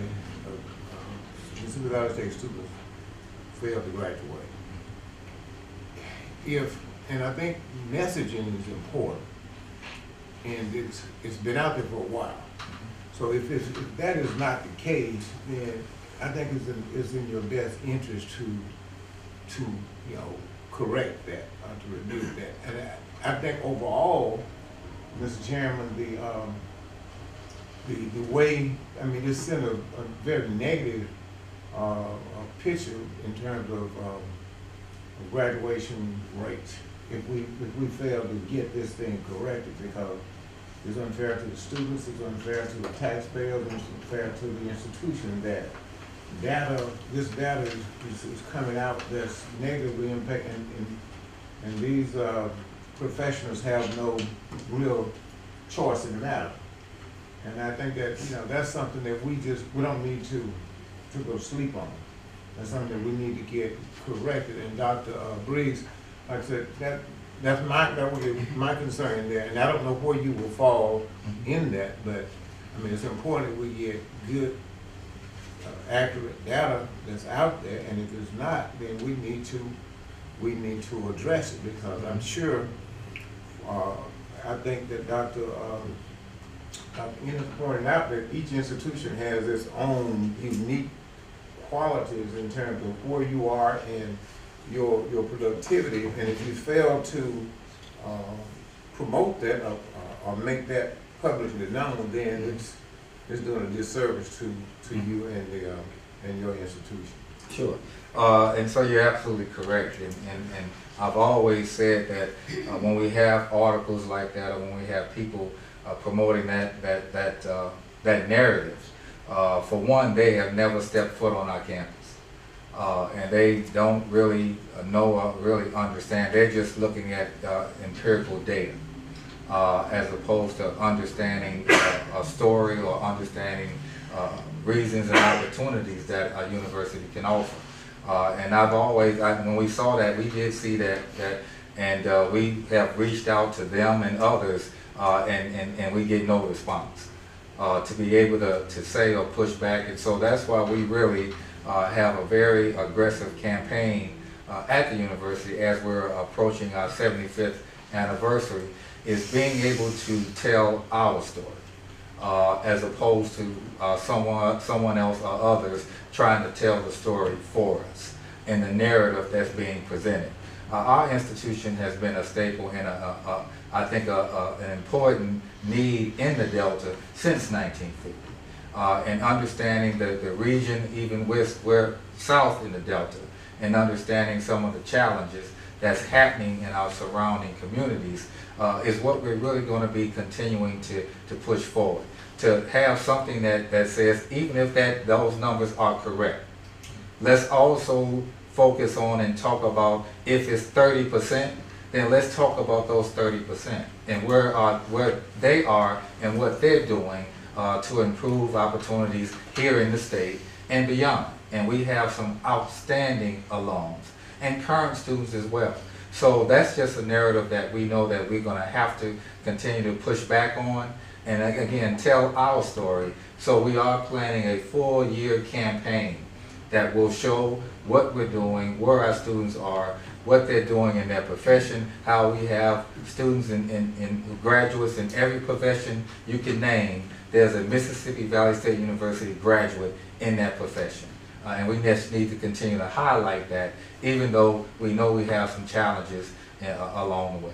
Mr. Chairman, could I just have one follow-up? Yes, sir. Yes, sir. And to that end, it would help us, and as lawmakers, legislators, that you share that information with us, so as we refute that, then we will be educated and informed as to what the facts are. So whatever it is that you have put out or will put out, if you would share that with not just this committee, if you share it with all of the legislators, it would be beneficial. I got some very close family members that are Mississippi Valley State graduate. I don't say the Delta Devils, I just say Mississippi Valley State graduate. And I'll make sure, Stephen is our legislative liaison, so I'll make sure that he is communicating. We'll communicate that. We'll definitely do that. Okay. Thank you, Mr. Chairman. Thanks, Senator Norwood. Senator Simmons. Thank you, Mr. Chairman, and Dr. Briggs. I'm sorry I stepped out and didn't hear the beginning of your presentation. And I know in an earlier hearing we had Commissioner Rankins that just not only talked about the graduation rate and the accuracy or the concern that he had as a commissioner, not only with Valley but with all of our institutions about the actual graduation rate and whether or not we getting credit for transfers, whether or not you start at a community college and you finish at one of our senior colleges, whether or not you're getting credit for that. And so I know that information is out there because he presented that to us. But did you actually give this committee today a graduation rate? No, I did. Okay, no, I did. What is our our graduation rate that was just recently published is 27%. Okay, 27%. And I have a question about the emergent, may I, Mr. Chairman? Yeah, please. The Emergent Scholars Program. I would like to see the data of, and I know our regional schools like Delta State and Mississippi Valley, because of the geography, because of your mission, you all are doing things to help the region. But I'd like to see the data of where those students are coming from in your Emergent Scholars Program. Sure. And I'm probably sure the majority are probably from some of our Delta high schools. But yes. But I like to kind of track the data because as we work with Dr. Evans on what we are doing at the K-12 level, I just consider it to be a cost that our institutional higher learning are basically absorbing when you have to actually do those remedial programs. I don't want you to turn them away. So make no mistake about my comment. I certainly want you to keep them because we certainly want them to get the education that you all offering them. But I actually like to track that data to see where the students are coming from. Sure. And you, the committee may know this, but I don't know this. How is it paid for? Like when you go into the Emergent Scholars Program, who pays for it? Well, in the past, there was a fund that was supported to help them, but that has been done. So right now, they pay themselves. So what many of them do is they become, because if they're Pell eligible, they can be a Pell header. so it can help to pay for that emerging scholarship program. Okay, so the Pell Grant will pay for it even though they haven't been admitted yet? Yes. Okay, okay. Thank you. And the majority of the students that we had this year, I think we had roughly about 85 students, and probably 75 to 80% of them were from our surrounding counties. Okay. Right, and we've outreached that to other states as well because they can come to the program too. They don't have to be a Mississippi resident to come to the program. So we do have some out-of-state students who are part of that as well. But I'll make sure we get you the data. And that emerging scholarship program, you said it's an 8-week program? 8-week program. 8-week program. Yeah, and they focus primarily on English, reading, and math, really to get them to the reading level, college level reading level, and writing level. So we really spend a lot of time on those two areas. And my last request for data, I would like to track, Dr. Briggs, the students that went through our emerging scholars program and how they matriculated through Valley up to graduation. Sure, we can do that. Okay, thank you. I'll get that to you as soon as we can. Yes, sir. Right. Thank you, Senator. Any other questions? Senator McConnell? I've got a few. I pulled up, and I'm just, you put me on a wild goose chase over here when I was listening. Your college NPV data, where you brought up and you put out there the value of all of these different professions. Have you gone in there and looked to see what they ranked you at? It's not good. Well, no. They didn't rank about 3/4 of our state institutions as good. Right. That were not of value for the return on investment. So I take issue with the graph because I take issue with their rankings.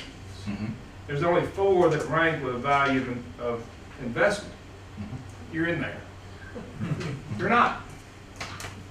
But our junior colleges are not. And I take issue with that. So I would say be careful with your data. Because I don't think that data is proper at the end of the day. What they're doing on that. But I also went back further, which took me into some additional college facts. Well, you've been there since 17, right? Yes. I've seen some trends on your data that are not good. And what I want to know is, why are we not attacking things that matter? You told me you graduated 4 people in School of Education. I'm not worried about your nursing right now. I'm worried about the fact that you've got a need in our state. And that's what I've tried to emphasize, and you just got the culmination of everything now. Because I believe we should be educating our need. And every one of you brought in data from your different schools that do attack that. Your education, your nursing, your tech areas that we're going into. And I think that's what we need to be doing. We need to be educating the need, and I appreciate the associate's program in nursing. That's great. The need is we can educate the higher level, the ivory towers all day long, but they're not the ones that's going to be out there helping you whenever you're going into distress in the hospital. Likelihood you're going to have an LPN, an RN, or an associate out there doing the hands-on work there. So my question to you is this: how are we attacking this? You're saying you're trying to bring people in, but I see you have 12 staff members in School of Education and you graduated 4. So tell me your plan. Well, again, the plan is to be able to recruit a student base who are really understanding what the field of education. Because some of the challenges right now, I think all of our institutions can speak to this, is the salary level for entering teachers. And that's a challenge. So we are being aggressive in attracting those students. We are going to be offering scholarship opportunities that we can do through our foundation to support students coming to the university in teaching. And really looking at the Teachers College model, really aligning teacher education as one of our niche programs. So that's what we're doing now to be able to attract more students to the teaching field, and understanding that that's going to mean more resources. And that's what we're trying to collect at this point, looking at various grant opportunities, other supports from foundations, really understanding that that's how we're going to build our teaching capacity here in the state. Obviously, we know that there's a significant need throughout the country, but there is a tremendous need right in our own backyard. And that's really what we're going to be focusing on, understanding some of the challenges that's happening in our surrounding school districts with their issues and that sort of thing. But at the same time, understanding that we're going to need teachers and we're going to need quality teachers going forward. So again, this is one of our aggressive recruitment opportunities that we're moving forward with. And I think you're heading in the right direction, and I'm with Senator Norwood that we want to do what we can to encourage your facility to succeed. Sure. And we're going to do what we can. And unfortunately, at some point, any facility that starts going down, we've got to step in at some point and start taking some issue and taking some hard discussions. Mm-hmm. And I think that's where we're at. All of your institutions started with everybody had their niche. And you had your teaching institutions, your ag institutions, you had all of that. Mm-hmm. And that's where people went for those things. At some point, maybe we've gotten too diverse with what we're offering, and that's where the IHL steps in, and they're the eventual board that tells you what you can have. Sure. But I do think that we need to be focused on our workforce, and one of those is our education. Mm-hmm. And I would like to see you continue to build that back up. Mm-hmm. I also saw a little slip on your ACT rates from the last 10-year trend, and that was some data from 22, 23 that y'all posted, which came from a 17 down to about a 50. Mm-hmm. And I think that's where your program that Senator Sparks was talking about comes into play. Mm-hmm. There are people that don't do well on tests, but there are also people that maybe just needed the boost. Right. So And I think, appreciate that, and I Sure. encourage you to keep working on it, and I appreciate you being here today. well, thank you, sir. I do appreciate that. And part of that is when COVID happened, the universities were given more flexibility as far as the admission and testing requirements. That has now ended, so those numbers will now be reflected on the current enrollment or admission criteria, which will be higher than that. But again, understanding who we are and where we are, that was part of the challenge in getting students to come to the university. But also, when the information I showed on the slide wasn't to show that I wasn't using that as a sense to say all of our students are sort of in these categories. I was using it to show that those majors that they've identified as those high need, high capacity opportunities, we have several of those programs. And our students are engaged, even though the data may show something different. Obviously, I was using that to show our students are engaged, and we have majors and degree options that will support that. One last question. The only thing that you didn't do that everybody else did is tell me your economic impact. Do you happen to know your economic impact in your area? We do, but I don't want to say a number because I don't want to say something wrong. That's fine. You can get it back to the committee. I'll make sure we get that back to the committee. There was an analysis done recently, so it'll be updated. I figured everybody's got one. Yeah. Well, thank you, Dr. Briggs, and I will say this as far as some of the conversation. I can't tell you how much I appreciate each of the 4 institutions being here today. We've got challenges in this state, and we have gone through this, Chairman Parker, the last 4 years at Economic Workforce Development. If y'all think setting up a career coach program and changing how workforce was funded and taking it away from the community college board and putting it under Accelerate and standing up a completely different government entity, we've gone through that with K-12. And so we want to make sure that what we're doing here is not being critical. We're building to the next step, because K-12 may be, in the career coach program, may be delivering to us information that says high wage, high demand, priority sectors say that this person, through this training program, which may be offered at a community college, is the best course of action right now for this student and their family, which may not be long term what the data says is the best for the economic earning capacity in a lifetime. But we have to deal with what's in front of us today. Sure. And industry-driven things today, because I want people to make a wage that they have choices. That's what this whole thing's about, because some people are not in the workforce because it doesn't pay enough. Now, I've never thought that was an option. My dad didn't say that was an option, because the first few jobs I had were unpaid. And he just said, go do, and I did. But that value of work and the value of what you're trading your time for, and that's the part of work we don't talk about a lot. It's that internal value that you bring to the table for your family, for your community, for everything. We want more people in the labor force because we want them to experience that. Sure. And that is, no question, the IHL is a huge part of that equation. But so is K-12, so are CTE degrees, so are skills. We shamed skilled labor for 25 years, let's be honest. I was at Northeast Mississippi Community College, the vocational buildings over there, body and fender, HVAC, all these different things, and we kind of, you know, I tell you, you want to make some money today?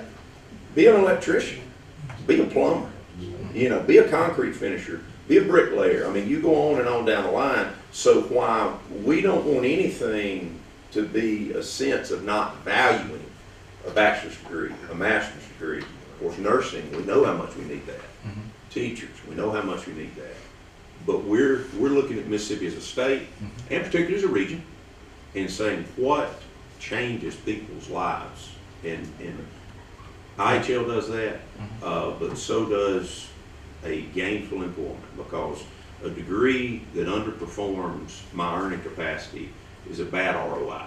And we talk about bringing economic development to the state. The most important economic development project is that student's life that comes on your campus. Absolutely, you're absolutely right, sir. And that's part of why, as we are now looking at potentially bringing one or two additional programs to the university, we're factoring into all of this. Yeah. And really, we're hoping that we will make that presentation very soon that will speak about at least one new degree opportunity that is aligned with exactly what you're talking about. Thank you, Dr. Griggs. And I know, you know, Dr. Ennis should be commended, has made some very hard decisions at this university, and it wasn't adding programs. And that's the reality, is that we're trying to make sure that we are nimble, that we are efficient, that we're effective. And as this committee is tasked with delivering an improvement to our workforce, not only in numerical participation, but in the earning capacity of everybody that's working. But thank you so much. Well, thank you. I really appreciate it. Thank you all. Thank you to the committee, Dr. Ennis, again. Thank you to Delta State for hosting us. And unless there's anything else with that, we will adjourn this meeting. Thank you.